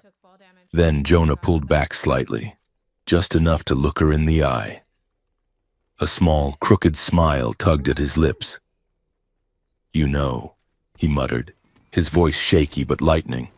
For an ancient alien supercomputer, this thing is really the worst couples therapist I have ever seen. I mean, usually, they start with, how does that make you feel? Not, here is a vivid hallucination of your childhood trauma. Saren stared at him for a second, blinked, and then a sound erupted from her chest. It was a laugh. It was cracked, jagged, and sounded a bit like hysteria, but it was a laugh. It is terrible, she agreed, wiping her eyes. I am going to leave it a bad review. The humor hung in the air for a second, fragile as glass. Then, the red lights returned. A klaxon blared through the chamber, shattering the moment. The golden light of the lattice turned a violent, pulsing crimson. Containment breach. The synthetic voice boomed. External perimeter compromised. Sector 4. Saren scrambled to her feet, the soldier snapping back into place instantly. She grabbed her rifle. They are here, she said. Varkesh. Jonah stood up, checking the console. The readouts were scrolling frantically. Saren, he said, his voice urgent. Look at this, the lattice. It is not just playing the memories, it is transmitting them. What? Saren moved to his side. Transmitting where? To the resistance? No, Jonah said, his eyes scanning the alien glyphs. The receiver ID isn't a rebel frequency. It is a Dominion node, high-orbit encryption. Saren frowned. That is impossible. The Dominion wants to destroy this place, not download it. Unless, Jonah said, realization dawning on his face. Unless someone else in the Dominion wants this data. Saren, look at the routing header. That is not a military code. That is a Senate code. Saren looked at the scrolling numbers. He was right. It was a political signature.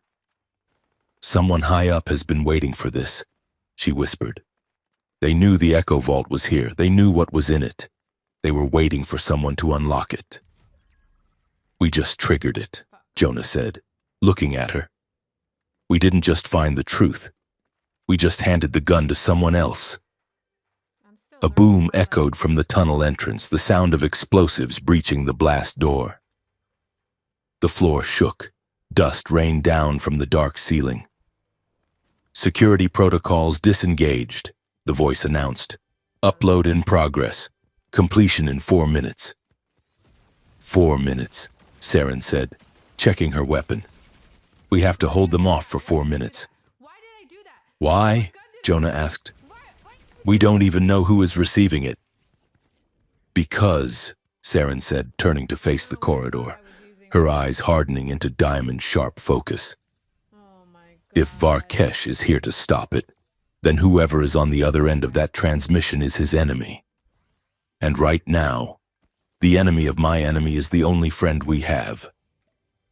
She racked the slide of her rifle. Get behind the console.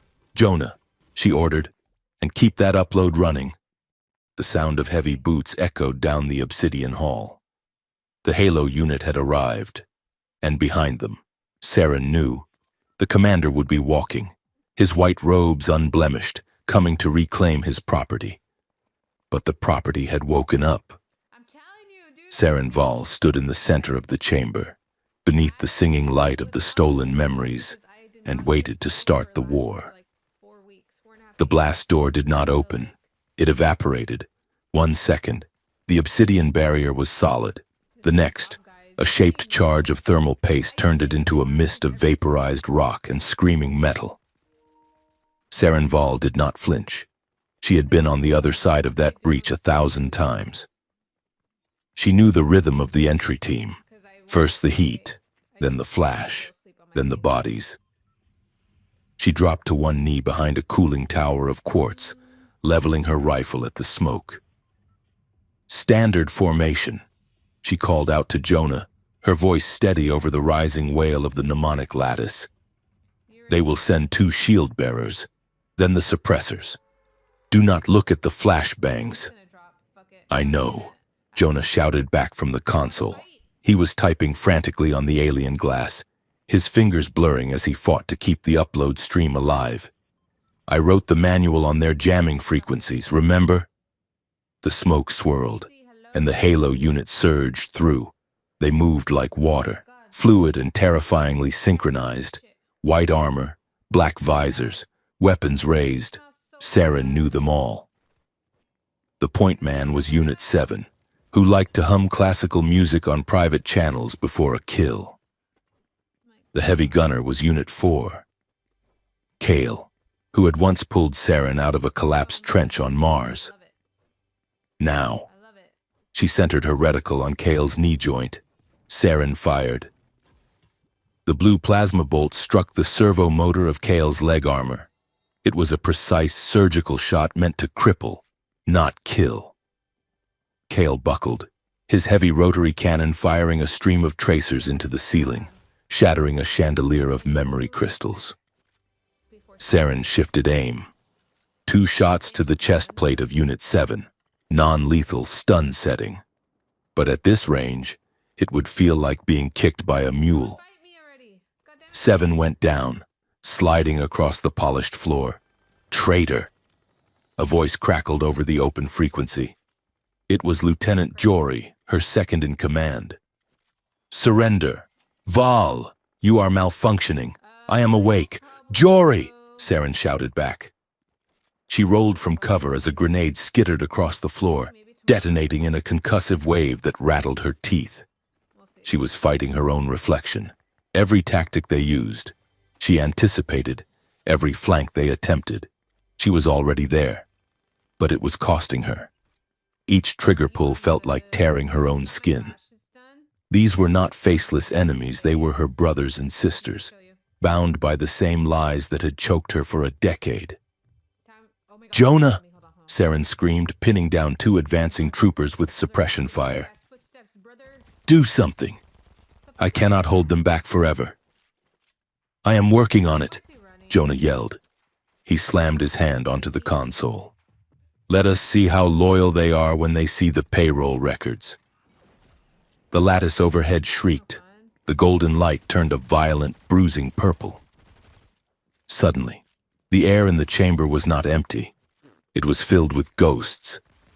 Huge holographic projections erupted from the crystals, filling the combat zone with 60-foot-tall memories. Fuck you, bro. Oh my But these were not Saren's memories. They were classified logs from the Dominion High Command. I'm gonna hide. A projection of Commander Varkesh flickered into existence in the center of the room, Oh my god. dwarfing the soldiers. He was sitting at a desk, looking bored. Bigger one. The Halo unit is becoming unstable, the giant Varkesh said, his voice thundering through the vault. Their casualty rate is acceptable, but their maintenance costs are too high. If Unit 4 does not recover from his injuries by tomorrow, Oh, you said how are you? have him recycled. We can use his neural tissue for the new drone pilots. My big girl. On the ground, At work? Kale, Unit 4, froze. He was trying to stand on his ruined leg, but he stopped, looking up at the giant face of his god. Recycled. The hologram repeated, he is just hardware. Kale lowered his weapon. The white helmet turned slowly toward the other troopers. It is a trick, Lieutenant Jory screamed. It is a fabrication. Fire! But another projection flared to life. It showed the barracks of the Cadet Academy. It showed the graduation ceremony that none of them remembered. It showed the moment their names were erased, the moment they were drugged and strapped to tables, their memories excised like tumors. They are not people, a scientist in the projection said, holding up a data pad with Jory's serial number. They are wetware, blank slates. The firing in the chamber stuttered. The relentless momentum of the Halo unit broke. Soldiers looked at each other. They looked at the giant, uncaring face of the commander they worshipped. Doubt, for the first time in their lives, was in the room with them. Jonah grinned, sweat dripping down his nose. A lot of How is that for psychological warfare? Keep it coming, Saren yelled. She broke cover, sprinting across the open ground to flank the confused squad. She tackled a trooper who was aiming at Jonah, driving her shoulder into his solar plexus. That's funny. They crashed to the ground, grappling. Saren ripped the trooper's helmet off. It was Miller. He was barely 20. He looked at her with wide, terrified eyes. Stay down. Miller, Saren hissed, jamming his own stun baton against his chest plate. Stay down and you live. She rolled off him, coming up in a crouch. The room was chaos, strobe light memories, shouting soldiers, the hum of the upload. Then, the air pressure changed. The heavy thud of boots stopped. The shouting died. Even the lattice seemed to dim, Come on, baby. the projections flickering nervously. Oh, he's just... At the ruined blast door, a figure stood silhouetted against the smoke. He wore armor of polished white plasteel, etched with gold filigree. A long cape of crimson synth silk flowed from his shoulders, unmoving in the chaotic air. He held no rifle. Why does it... He held only a long, slender silver rod, a command baton. Commander Varkesh walked into the room. He stepped over the groaning body of Unit 7 without looking down. Aiming or what?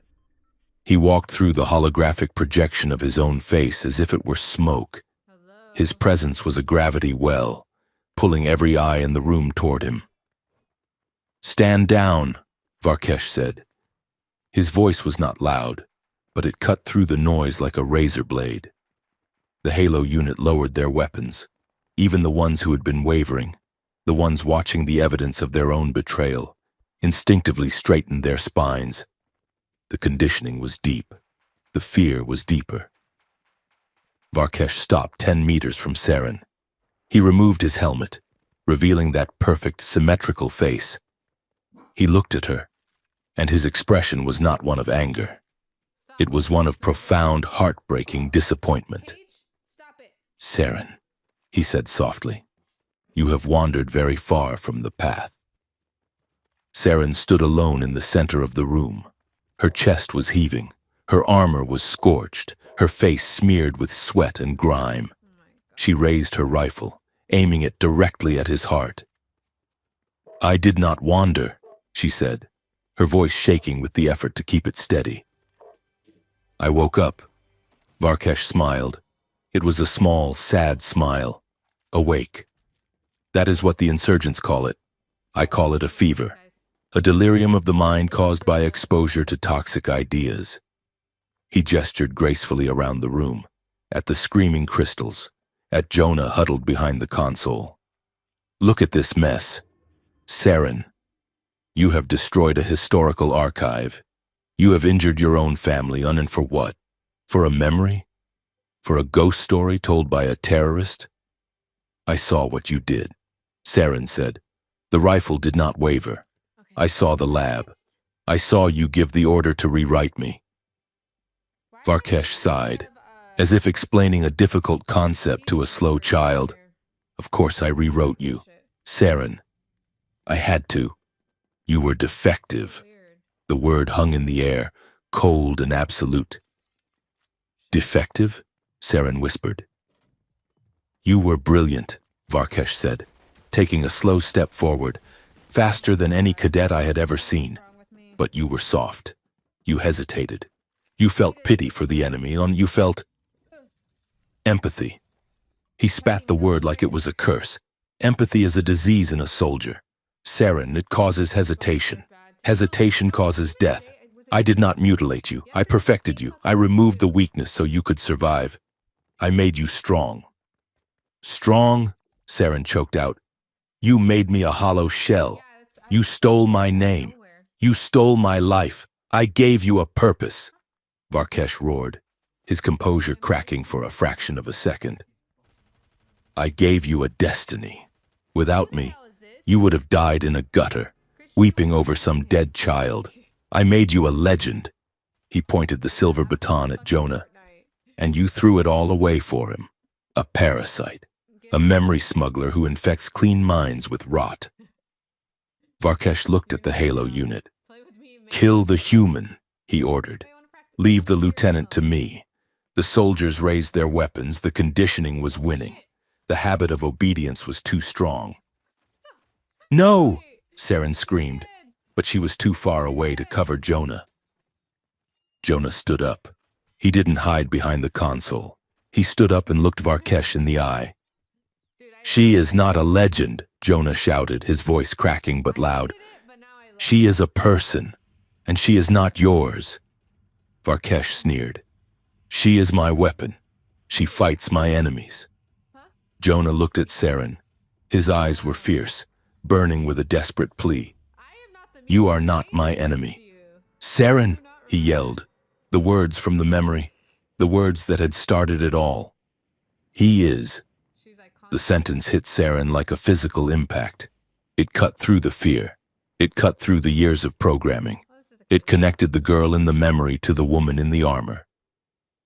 "You're not my enemy." Saren turned. She stopped aiming at the space between the soldiers.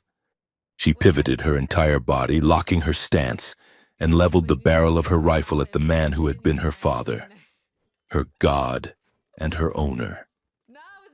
"You are not my enemy," Saren shouted at Jonah, her voice ringing off the crystal walls. She looked at Varkesh. Her eyes were dry, her hand was rock steady. "But you," she said, her voice dropping to a lethal whisper, "you made me one." Varkesh's eyes widened. He saw it then. He saw the break. He saw the asset become the threat. "Kill her," Varkesh commanded. But Saren was faster. She fired. Not a single shot, but a controlled burst. Varkesh moved with supernatural speed. He activated a personal energy shield on his forearm, deflecting the plasma bolts into the ceiling.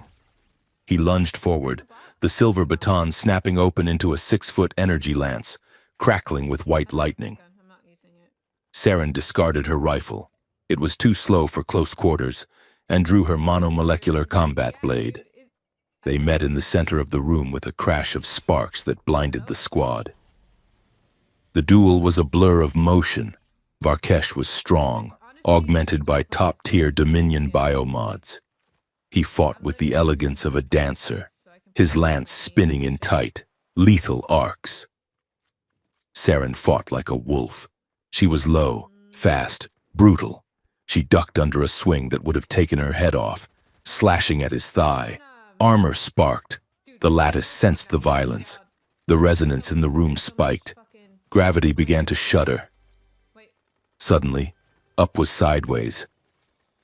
Saren was thrown against the wall, but she didn't fall. She landed on it. The gravity vector had shifted 90 degrees. She scrambled along the vertical surface, her magnetic boots gripping the obsidian. Varkesh followed, running up the wall as if it were the floor. They clashed again 20 feet in the air, suspended sideways. "Give up! Saren!" Varkesh grunted, pressing the lance down against her blade. "You cannot beat me. I know every move you make. I programmed them into you." "You programmed a soldier," Saren snarled, straining against his strength. "You forgot to program the woman." She kicked him in the chest, using the recoil to flip backward. Gravity shifted again, slamming them both back onto the floor of the central platform. The upload on the console beeped, 90%. Varkesh saw the progress bar. He knew he was losing time. He backed away, lowering his lance. "You leave me no choice," he said softly. He looked Saren in the eyes and spoke a phrase in a language that made her blood freeze. Protocol 0 null. Dissent. Silence. Obey. It was the kill code, the deep brain trigger implanted in every Halo unit officer. Saren stopped. Her muscles seized. Her vision went gray. The command bypassed her conscious mind and clamped directly onto her motor cortex. "Stop. Submit." She stood frozen, her blade trembling in her hand. She couldn't move. She couldn't breathe. She was trapped in her own body, a prisoner again. Varkesh smiled. He walked toward her, casually, twirling the lance. "Disappointing," he said. "I really hoped you had overcome the neural lock. It would have made breaking you again so much more satisfying." He raised the lance, aiming for her shoulder. He was going to pin her to the floor. "Saren!" The voice came from the console. It wasn't a command when it was a name. Jonah had vaulted over the barrier. He wasn't running away. He was running toward her. "Saren! Look at me!" Saren's eyes darted frantically to him. She couldn't turn her head. Jonah didn't attack Varkesh. He knew he couldn't win that fight. Instead, he grabbed Saren's free hand. He squeezed it hard, his fingers lacing through her armored gauntlet. "My name is Jonah Cade," he shouted, staring into her eyes. "And your name is Saren Val. You are not a code. You are the one who saved me. Come back." The touch, the warmth of his hand, the reality of his fear and his belief. It hit the gray wall of the conditioning like a wrecking ball.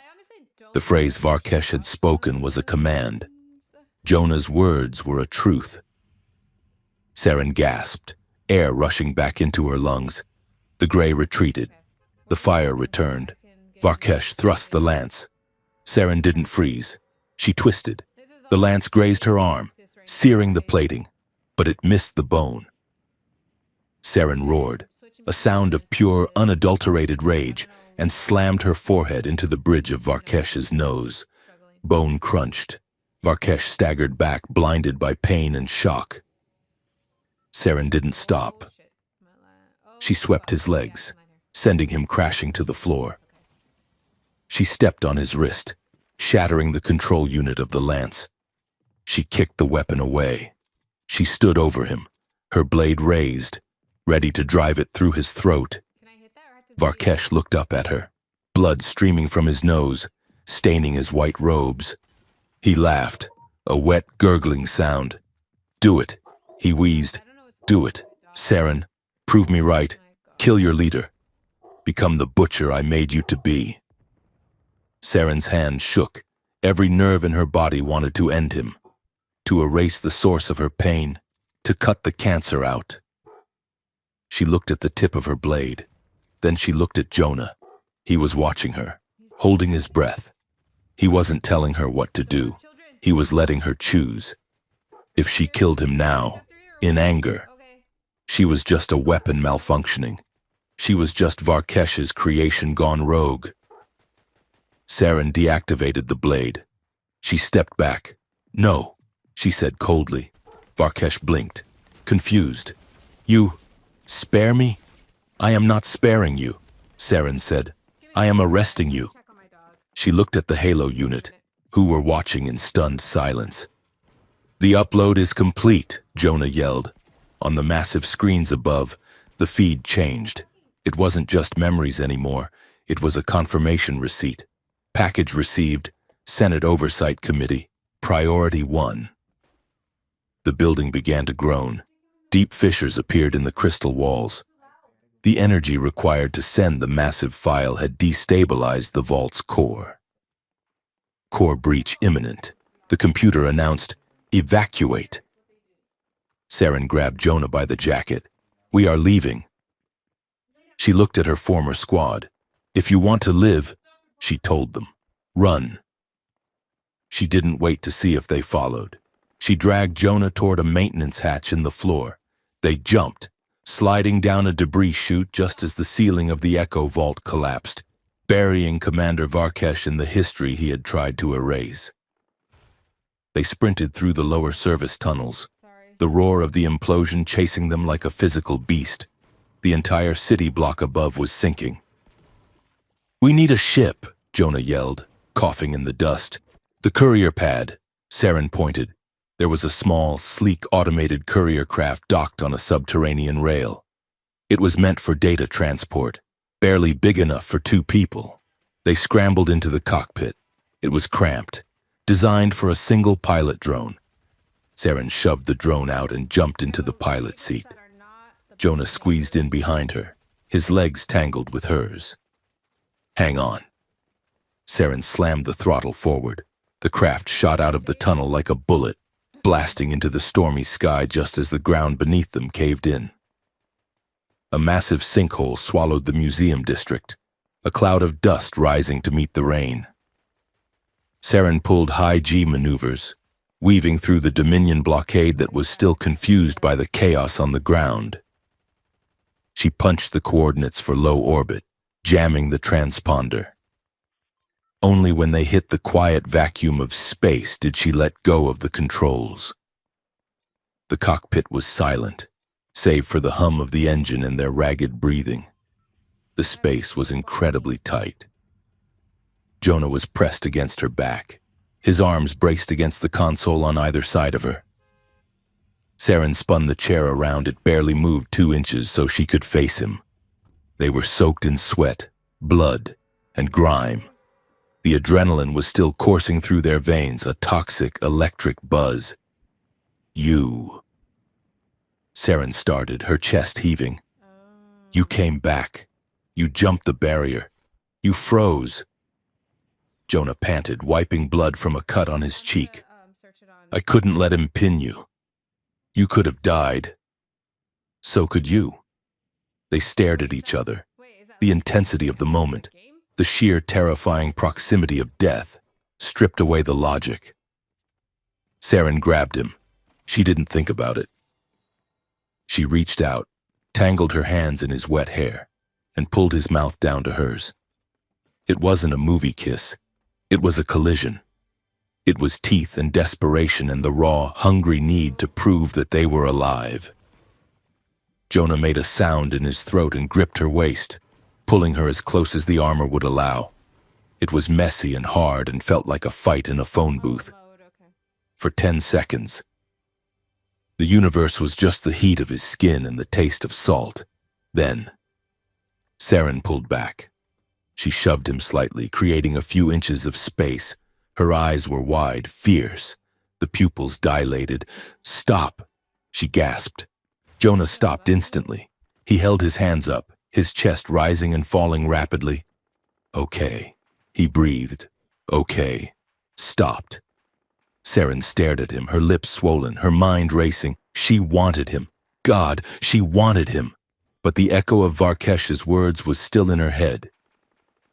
"You are my weapon. I cannot," Saren said, her voice trembling. "I cannot do this just because I am scared. I cannot use you to make the shaking stop." That is what Varkesh did. He used people. She looked at him with a terrifying vulnerability. "If I touch you," Saren said, "it has to be because I choose it, not because my programming is breaking down, not because I need a drug." Jonah looked at her. He reached out and tucked a strand of damp hair behind her ear. His hand was shaking too. "I don't want to be a drug, Saren," he said softly. "And I don't want your panic. I want you. The real you. The one who decides." He leaned back against the bulkhead, putting a respectful distance between them in the cramped space. "We wait," he said, "until we aren't bleeding. Until the noise stops." Saren nodded slowly. She took a deep breath, steadying her hands. "Agreed," she whispered. She turned back to the console. Her hands flew over the controls, bringing up the navigation charts. "Where are we going?" Jonah asked, his voice returning to normal. "Anywhere but here," Saren said. A notification flashed on the comm screen. It was a Dominion-wide broadcast. A heavy red banner scrolled across the bottom. "Priority alert. Traitor identified. Lieutenant Saren Val. Status: excommunicated. Accomplice: Jonah Cade. Status: bioterror artifact. Bounty: 100 million credits. Dead or alive. Warning: any citizen caught aiding these fugitives will be summarily executed." Saren stared at the screen. Her face, her real face, the one Varkesh had hidden, was plastered across the entire solar system. Jonah whistled low. 100 million. "I think that means we won." Saren engaged the hyperdrive. The stars outside stretched into lines of infinite light. "No," she said, her eyes fixed on the horizon. "It means we just started." The courier craft rattled as it docked with the magnetic clamps of Zenith Prime. The orbital station was a sprawling ring of glass and white alloy, spinning slowly above the bruised atmosphere of Earth. It was the jewel of the Dominion occupation, a place where the war was just a stock market fluctuation, and the blood spilled on the surface was filtered into polite conversation over expensive wine. Saren Val sat in the pilot seat, her hands trembling slightly as the docking systems engaged. She was not shaking from fear. She was shaking because she was not wearing her armor. For the first time in 10 years, Saren was exposed. She wore a scavenged maintenance tunic, dark gray and ill-fitting, which Jonah had stolen from a locker on the courier vessel. Her skin felt too sensitive, the air of the cockpit too cold against her bare arms.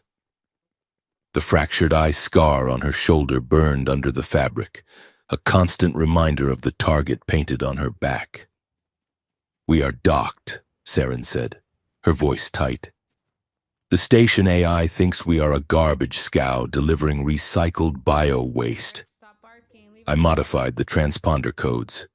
Jonah sat behind her, adjusting the collar of a mechanic's jumpsuit that was 2 sizes too big. He looked ridiculous, but his eyes were sharp, scanning the external camera feeds. "Bio-waste," Jonah muttered. "Charming. I suppose it is better than being listed as the 2 most wanted people in the galaxy." 100 million credits, Saren corrected him. "That is the current bounty. We are not people anymore. Jonah, We are lottery tickets. They moved to the airlock. Saren checked the concealed pistol tucked into the waistband of her trousers. It was a kinetic slug thrower, primitive and loud, but it would bypass the energy shields used by station security. Remember the objective, Saren said, turning to him. We find Senator Milik. We give him the Echo Vault data. We let him expose Varkesh to the High Council. We do not engage unless necessary. And we try to blend in, Jonah added, which means you need to relax your shoulders. You walk like you are about to breach a door. I am always about to breach a door, Saren said. It is a statistically probable event. She took a breath, forced her shoulders down 1 inch, and hit the cycle button. The airlock hissed open. Zenith Prime smelled of lavender and ozone. The maintenance bay opened into a service corridor that led to the lower commercial ring. Even here, in the bowels of the station, everything was clean. The walls were pristine white, the floor polished to a mirror shine. It was a stark, violent contrast to the ruins of the megacity they had left behind. They moved through the corridors, blending with the flow of workers and droids. Saren felt naked without her helmet HUD. She had to rely on her own eyes to track threats, her own ears to filter the noise of the crowd. Jonah, she whispered as they passed a checkpoint. I believe the local dialect suggests we should act chill. Is that the correct usage? Jonah choked on air. He looked at her with genuine horror. That was so bad. Please, he whispered back. Never say that again. You sound like a narc trying to buy drugs at a high school. I am attempting to use casual slang to deflect suspicion, Saren defended, though she felt a flush of heat on her neck. I heard Unit 7 use it once. Unit 7 is dead, Jonah reminded her, probably because he said chill in a combat zone. Just walk. Look bored. Workers are always bored. They reached the public transit lift that led to the upper ring, the Senate district. The lift was a glass tube that shot upward through the center of the station. As they rose, the view expanded. Below them, the curvature of Earth glowed in the sunlight, a swirl of blue and white. Above them, the black void of space was pinned back by the artificial brilliance of the station's lights. The upper ring was a different world. Here, the floor was marble. The air was oxygen-rich and slightly intoxicated. Dominion senators, tall and elegant in their flowing robes, walked alongside human collaborators who wore expensive suits and desperate smiles. Saren and Jonah had changed in a public lavatory, swapping their worker grays for stolen formal wear acquired from an unattended dry-cleaning drone. Saren wore a severe, high-collared gown of midnight blue that hid the pistol at her hip. It left her back bare, exposing the long, thin line of her spine, but covering the scar on her arm. Jonah wore a servant's livery, stiff, formal, and invisible. Senator Milik is hosting a gala in the observation rotunda, Jonah murmured, checking a stolen data pad. It is a fundraiser for the Pacification Fund. Pacification. Saren scoffed quietly. Bullets cost money. They approached the entrance to the rotunda. Security was tight. Dominion Shade troopers in ceremonial armor stood at the doors. Saren felt her pulse spike. These were the elite. They would smell the fear on her. She hooked her arm through Jonah's. Smile, she ordered through her teeth. You are my protocol attendant. I am the daughter of a planetary governor. If they stop us, look terrified of me, not them. That will not be hard, Jonah muttered. They walked past the scanners. Saren projected an aura of absolute bored entitlement. The Shade Trooper glanced at her, scanned her biosignature, which Jonah had scrambled to read as a generic aristocratic civilian, and stepped aside. Inside, the gala was a sensory overload. The rotunda was a massive dome of transparent aluminum. The floor was glass, looking directly down at the planet below. Guests walked on air, suspended over the world they were exploiting. Waiters drifted through the crowd with trays of iridescent blue wine. Saren scanned the room. She saw generals who had ordered orbital bombardments laughing with human CEOs who built the bombs. She saw the casual, friendly face of the enemy. "There," Jonah whispered, nudging her. 10 o'clock. By the ice sculpture. Senator Malik stood near a sculpture of a Dominion warship carved from frozen nitrogen. He was an older alien, his skin the color of polished slate, his eyes kind and crinkled at the corners. He was speaking to a group of human diplomats, nodding sympathetically. "He looks reasonable," Saren noted. "Intelligence reports say he opposed the Memory Act. He claims Varkesh is a brute. Intelligence reports also said you were a mindless killing machine," Jonah said darkly. "Let us verify before we trust." They moved through the crowd, Saren taking a glass of wine to blend in. As they passed a cluster of Dominion officers, she heard her name. "Shame about the Vol unit," one officer said, swirling his drink. "She was a prototype, you know. Beautiful design, flawed architecture." Another replied, "Varkesh always puts too much stock in aesthetics. A weapon should not look like a woman. It confuses the inventory logs." Saren stiffened.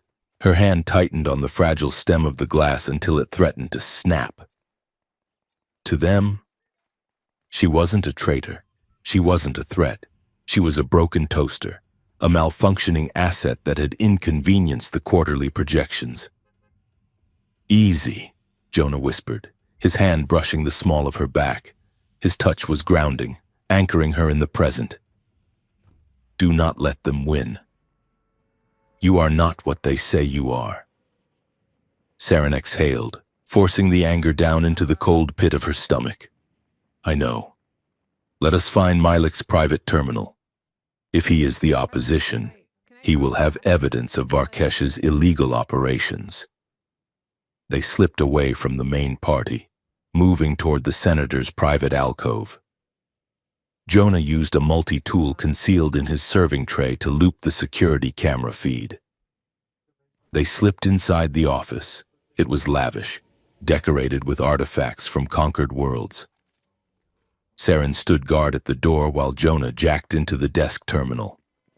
"Encrypted," Jonah said, his fingers flying across the holographic interface. "But it is standard Senate encryption. Lazy. I am in..." He scrolled through the files. Saren watched his face. She saw the moment the hope died. Jonah stopped typing.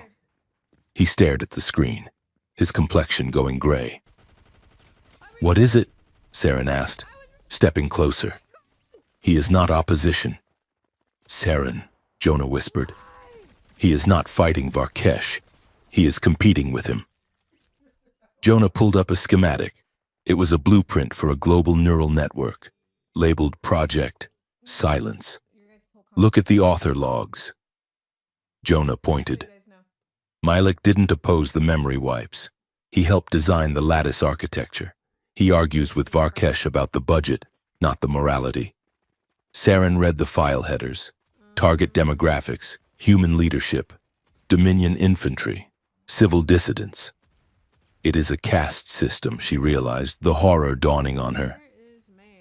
They are not just rewriting soldiers, they are planning to rewrite the human governors, the teachers, the parents. "They want to manufacture consent," Jonah said, his voice hollow. "No more war, no more resistance, just a permanent, chemically induced peace where everyone believes they are happy because they cannot remember being sad." Saren felt a wave of nausea. This was the peace she had fought for. This was the order she had killed for. It wasn't a civilization. It was a lobotomy. "We have to go," Saren said, grabbing Jonah's arm. We cannot give him the echo data. He will just bury it and use it to blackmail Varkesh for a bigger slice of the budget. Okay, just dropping. They turned to leave, but the door chimed. Someone was coming. Balcony, Saren hissed. They slipped out through the glass doors onto the private observation deck just as Malik entered his office. The deck was silent, shielded from the noise of the party by a sound-dampening field. The only light came from the stars and the glow of the planet below. The wind of the station's rotation was blocked by energy fields, leaving the air still and cold. Saren leaned against the railing. Looking down at the clouds swirling over the Pacific Ocean, she felt hollowed out. There are no good guys, she said softly. Varkesh, Malik. They are the same. It is just different management for the same slaughterhouse. Jonah stood beside her. He looked tired. The servant's uniform was stiff and uncomfortable, a costume that didn't fit the man inside. We are the good guys, Jonah said. It sounds stupid, but it is true. We are the only ones who know the truth and have not tried to sell it. Saren looked at her hands. They were manicured, clean, free of blood. They felt like someone else's hands. I do not know who I am without orders. Jonah, she admitted. Her voice was small, stripped of its usual command. For 10 years. I woke up and a screen told me what to do. It told me who to kill. It told me who to save. Now, the screen is blank, and I am terrified. Jonah turned to her. He didn't reach out this time. He just looked at her, seeing the woman beneath the gown and the soldier beneath the skin. Where is everyone? Identity is not what you remember. Saren, he said. Memories can be faked. You saw that.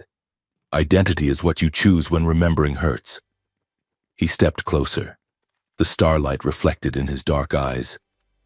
You chose to spare Varkesh. You chose to save me. You chose to put on that ridiculous dress and walk into a room full of people who want you dead because you thought it might help strangers. That is who you are. Saren looked up at him. The emptiness in her chest began to fill with something else.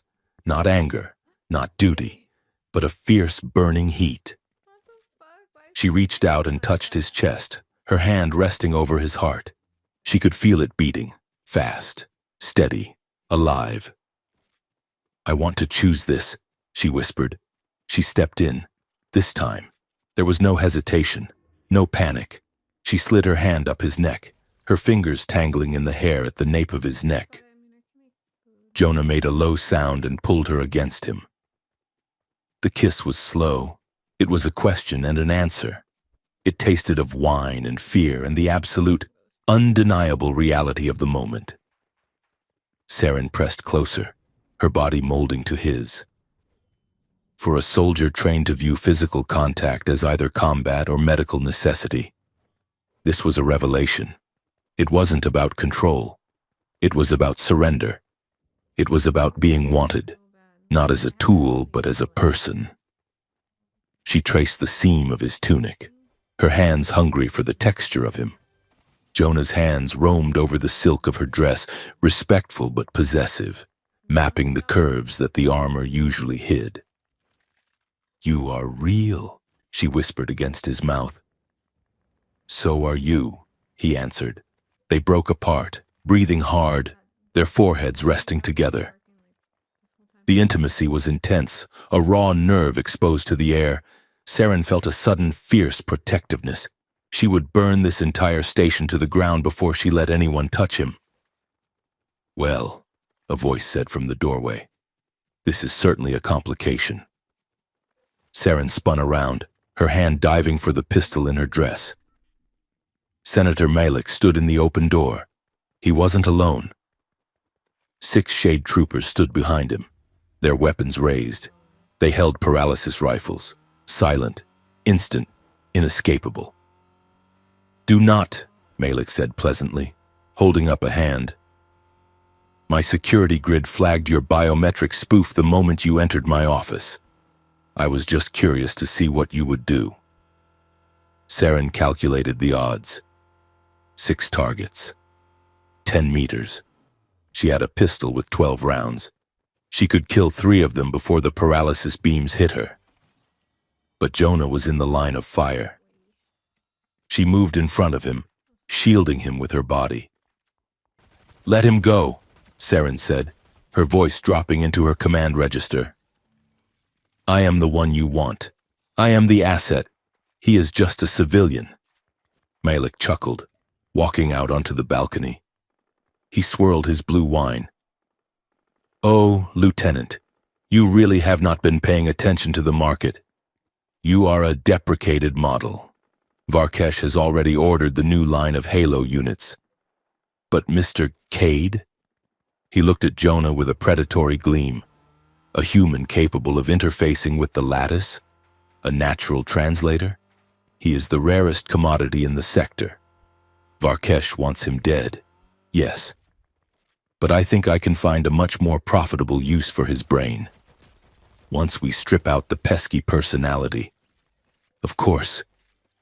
"Run," Saren whispered to Jonah. Before Jonah could move, the troopers fired. It wasn't a lethal bolt.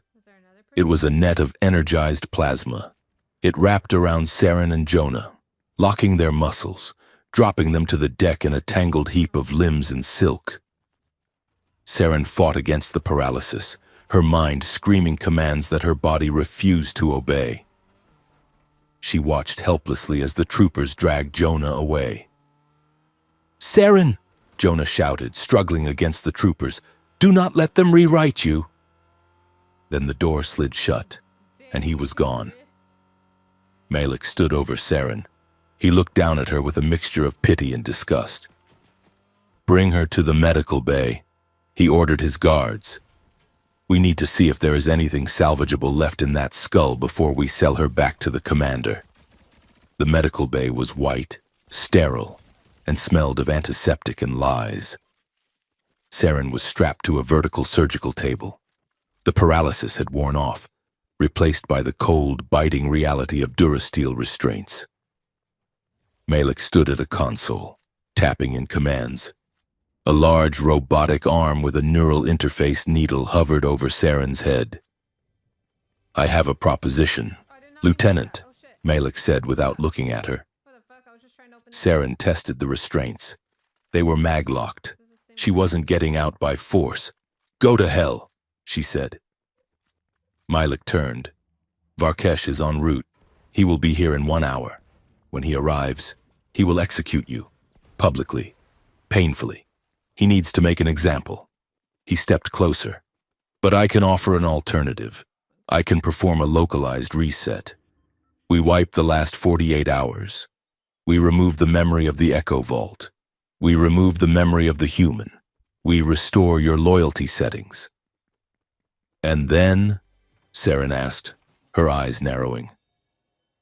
"And then I hand you back to Varkesh as a recovered asset. I tell him you were kidnapped and drugged by the insurgent. You return to the Halo unit. You survive. And Jonah?" Saren asked. Malik shrugged. "The human will be processed, but you will not remember him, so it will not hurt. It is a kindness, really." Saren looked at the needle.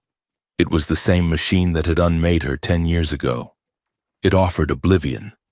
It offered the end of the pain. It offered the comfort of being a tool again. But then she remembered the observation deck. She remembered the choice. Identity is what you choose when remembering hurts. She looked at Malik. She needed to get close to that console. This is crazy. "Okay," Saren said softly. Malik paused. "Excuse me?" "I said okay," Saren repeated, letting a tremor of fear enter her voice. "I do not want to die. I do not want to remember this anymore. Just make it stop." Malik smiled. It was the smile of a man who believed that everyone, eventually, had a price. A wise choice. "Lieutenant." He walked over to the table to prep the interface. He leaned in close to check her pupil dilation. "Hold still," he said. "This will only sting for a moment." Saren waited until he was within 6 inches, until she could smell the expensive wine on his breath. She didn't have her hands. She didn't have her legs. But she had the one thing Jonah had taught her: the language of the machine. The neural needle had a voice-override safety. It was a relic code, something Jonah had mentioned in the vault, a fail-safe for the scientists in case the subject got violent. "System," Saren whispered, switching to the High Dominion archaic dialect Jonah had used. "Override, target lock, administrator." The machine froze. The red eye of the camera swiveled from Saren to Milik. Milik's eyes went wide. "What did you execute?" Saren commanded. The robotic arm whipped around with terrifying speed. The neural needle didn't strike Saren. It struck Milik in the neck. The senator screamed as the probe injected a massive voltage of neurosuppressants directly into his spine.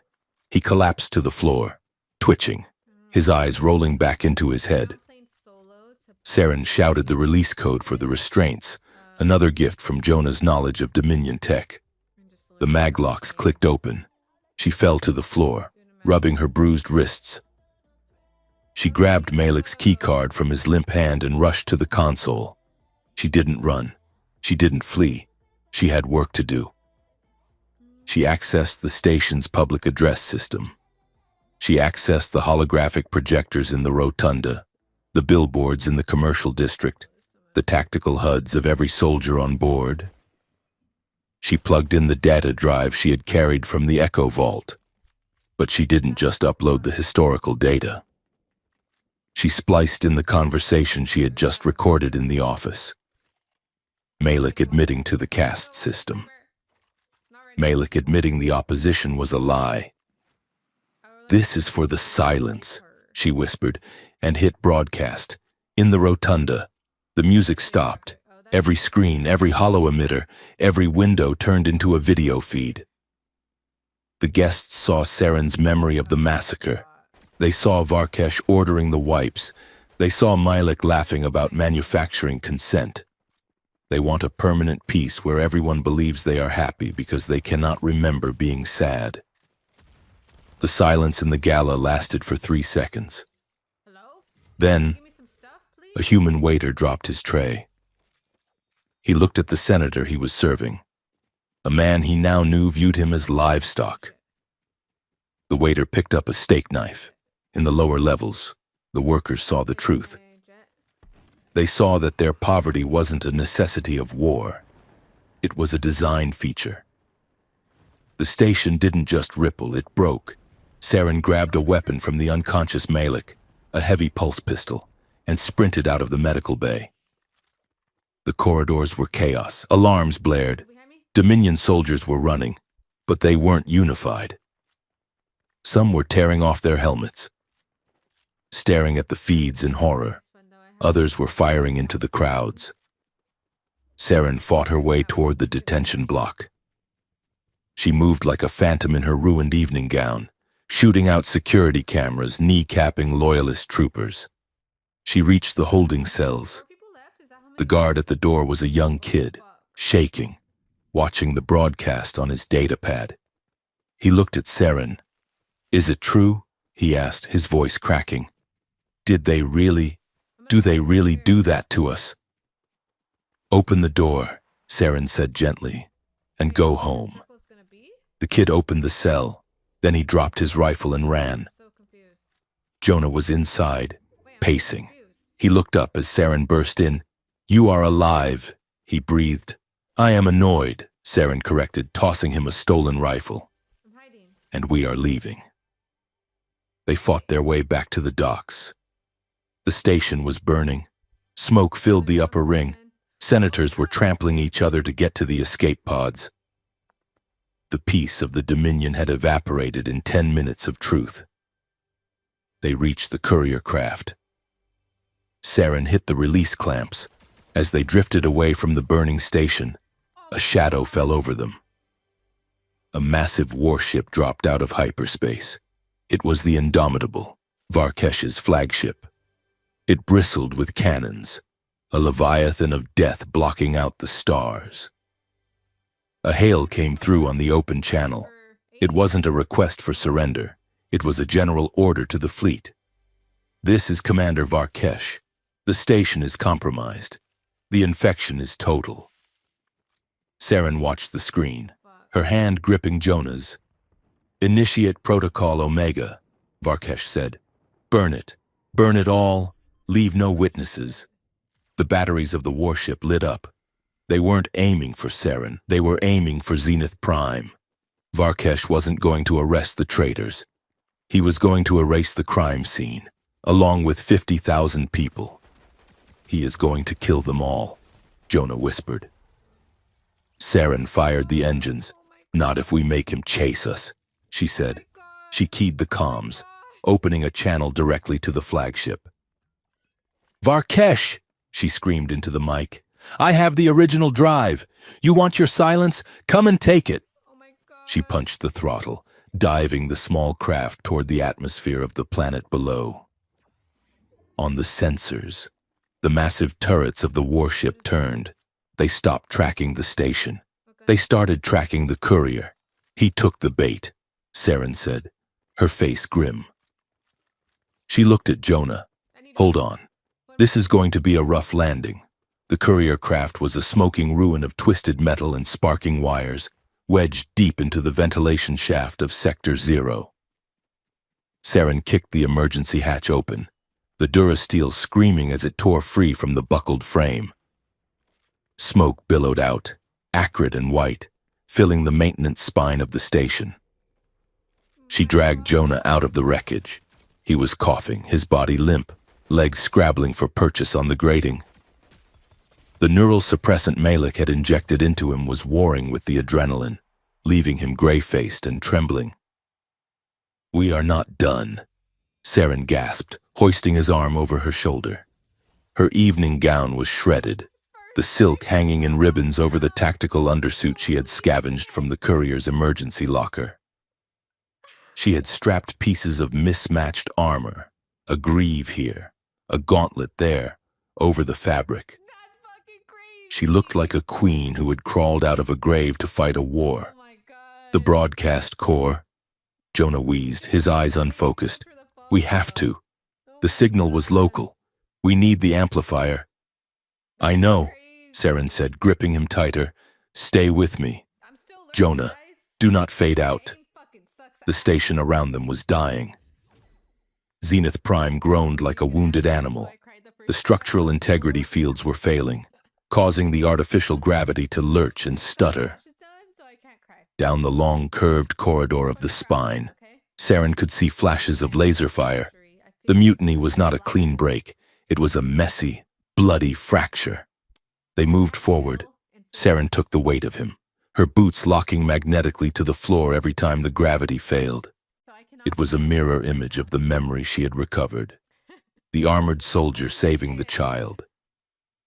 But this time, there was no programming dictating the rescue.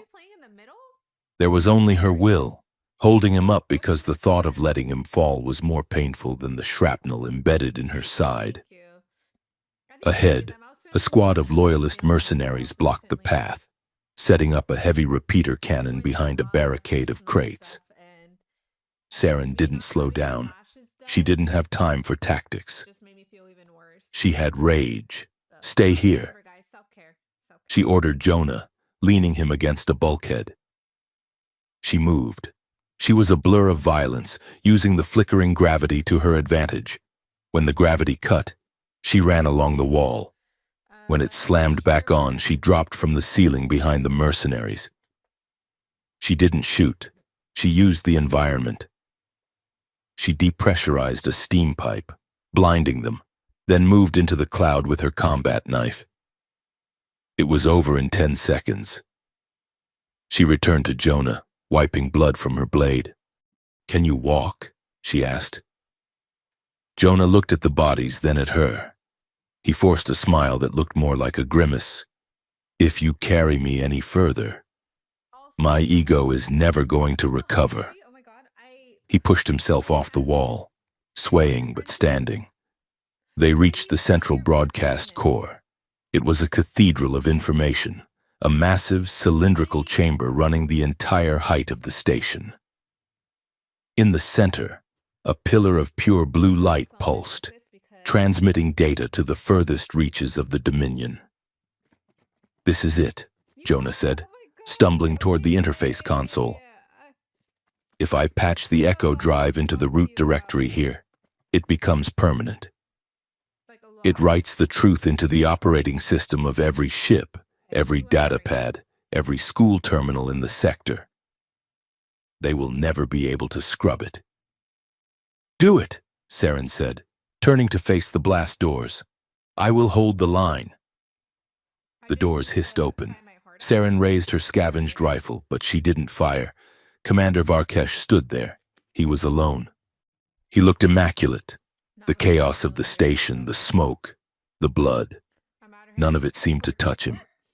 His white armor gleamed under the harsh lights of the core. His crimson cape settled around him like a pool of blood. He walked into the room, his hands empty, palms open. "Saren," he said. His voice was warm, resonant, the voice of a father welcoming a prodigal daughter home. "You look tired." "I am not tired," Saren said, leveling the weapon at his head. "I am focused." Varkesh stopped 10 paces away. He glanced at Jonah, who was frantically stripping wires from the console, bypassing the hardware locks. "He is struggling," Varkesh noted with sympathy. "Look at him." "Saren, he is broken. The human mind was not meant to hold the weight of the lattice. He is in pain." Saren stepped between Varkesh and Jonah. "Do not talk about him. I can help him," Varkesh said softly. Saren froze. "I can save him." "Saren," Varkesh continued, taking a slow step forward. "I have the medical codes. I can flush the toxins from his system. I can repair the neural damage." He paused, letting the offer hang in the air. "And I can help you. I can take this pain away. The guilt you feel for hunting him, the trauma of the war, I can excise it.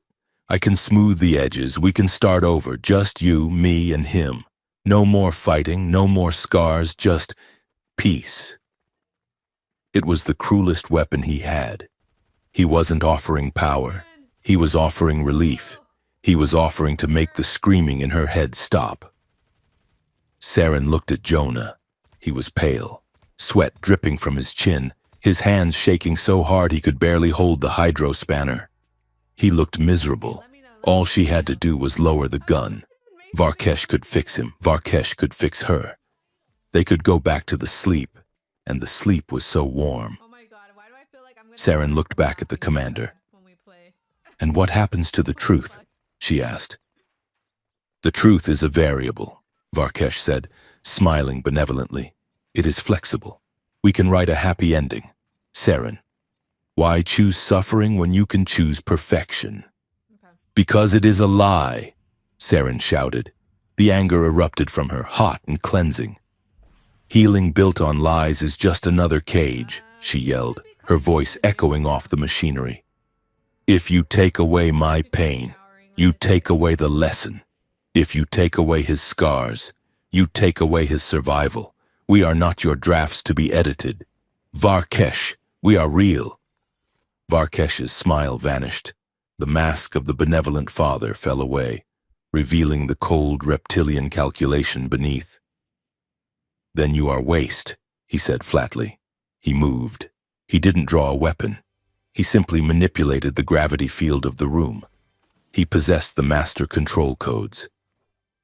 Saren was slammed into the ceiling as the gravity reversed instantly. The rifle flew from her hand.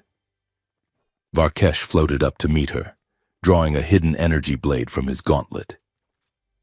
He struck. Saren blocked with her armored forearm, the energy blade searing the metal.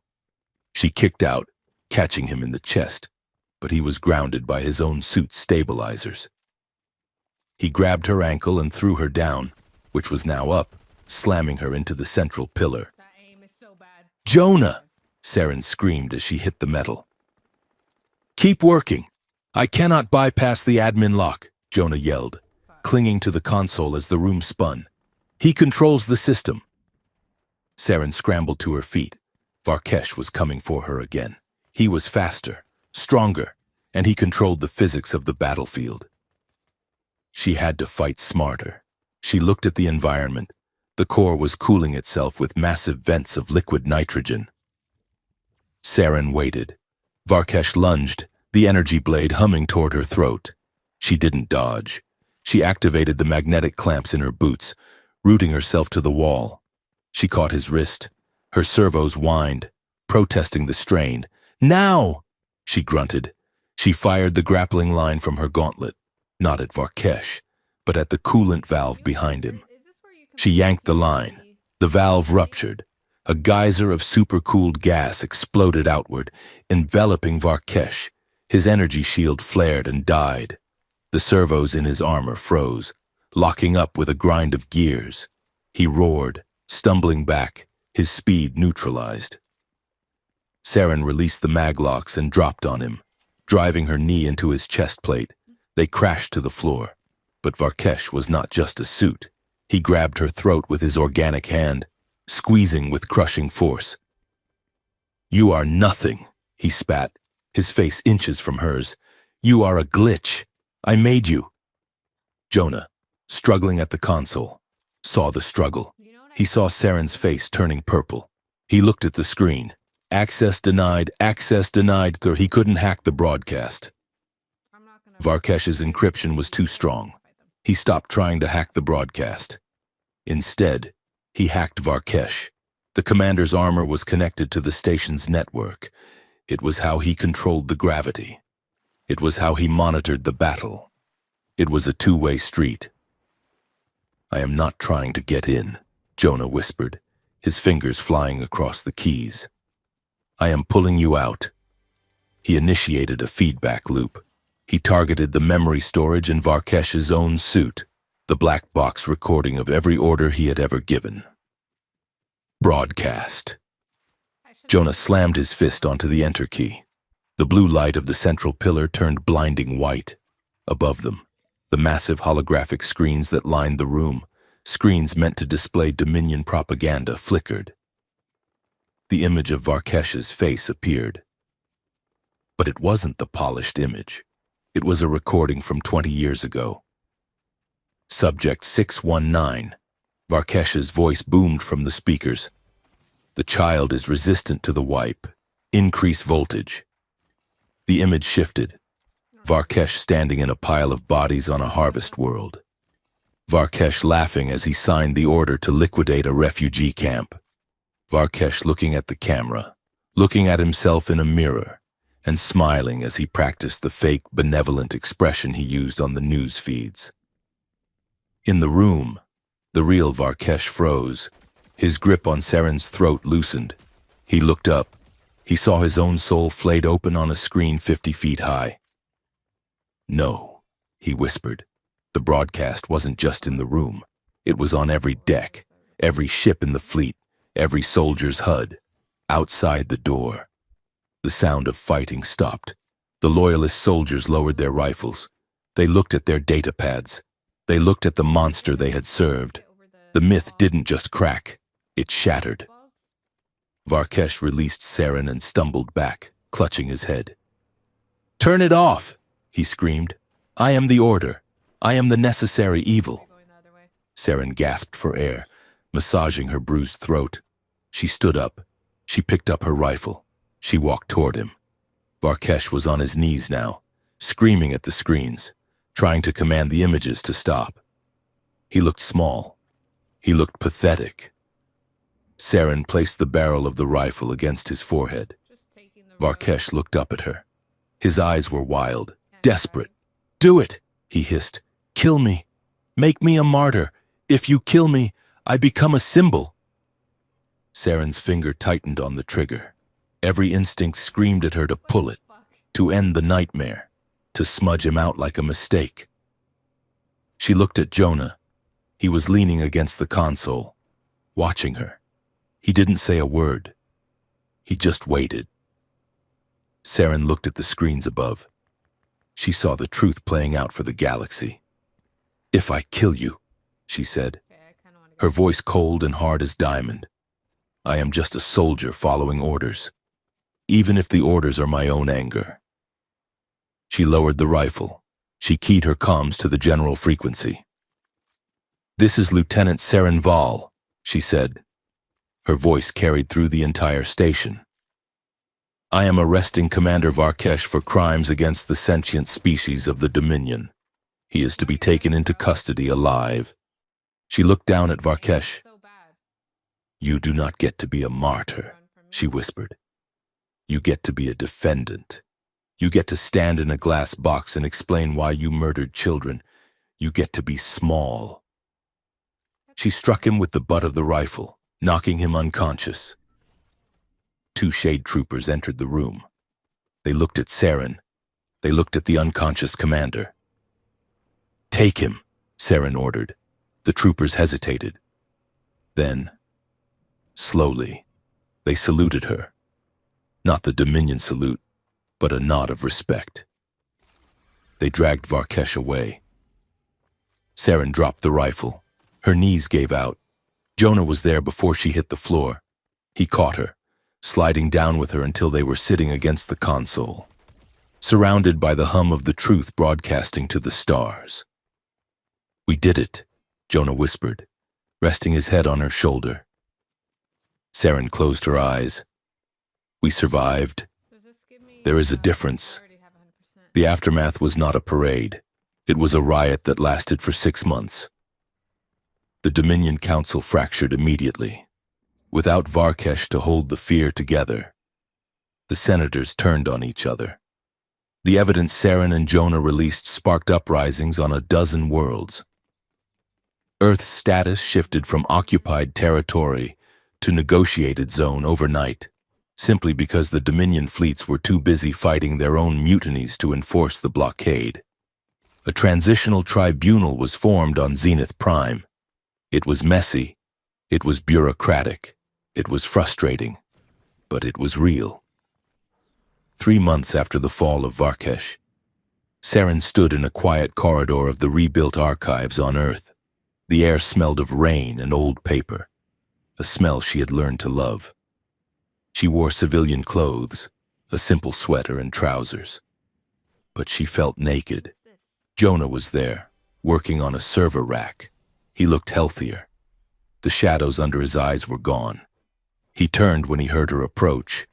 "Hey," he said, wiping grease from his hands. "You are early. The new recruits do not arrive until noon." "I wanted to see you," Saren said. She walked over to him.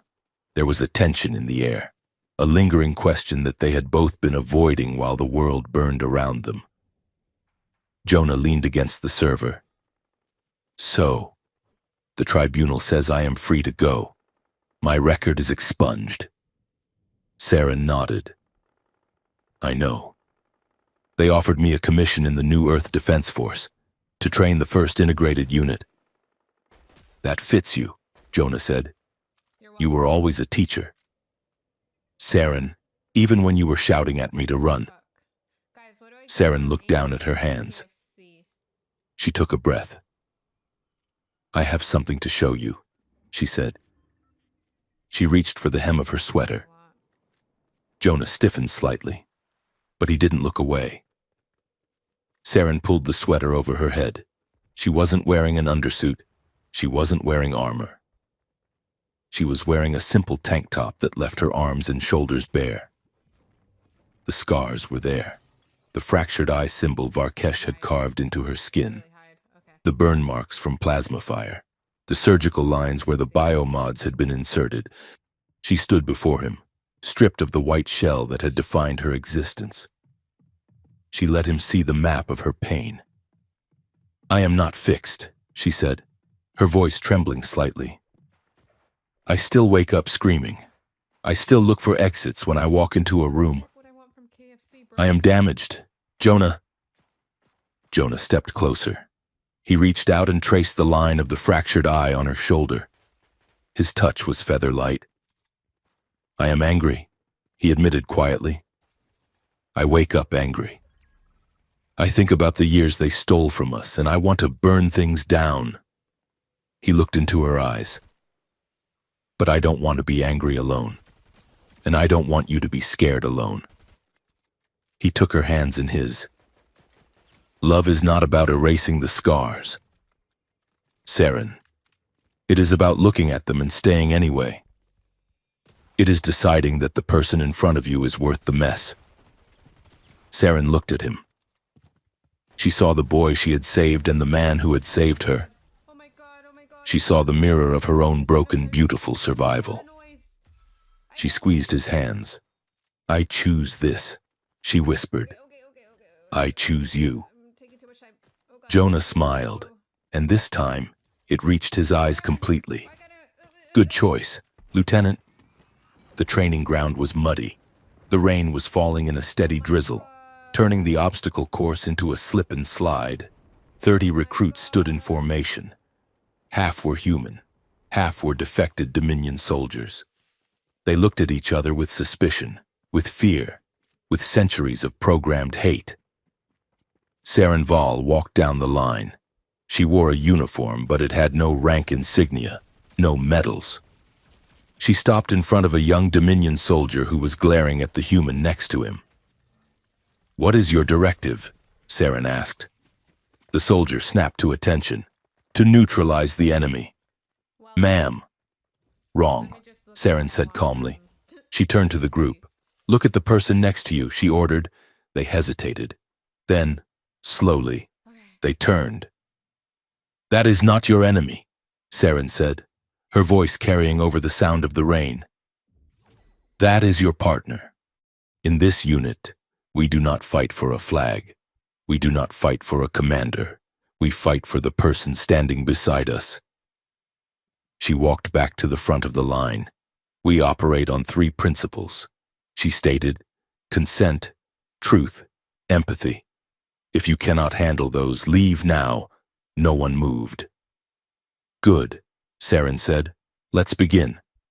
Up on the ridge overlooking the training field, Jonah stood under a shelter, watching. He was holding a datapad, archiving the footage of the first day of the new world.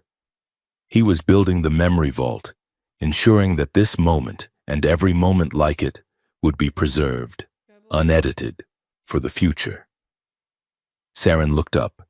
She saw him watching her. She didn't salute. She didn't wave. She simply held his gaze across the distance.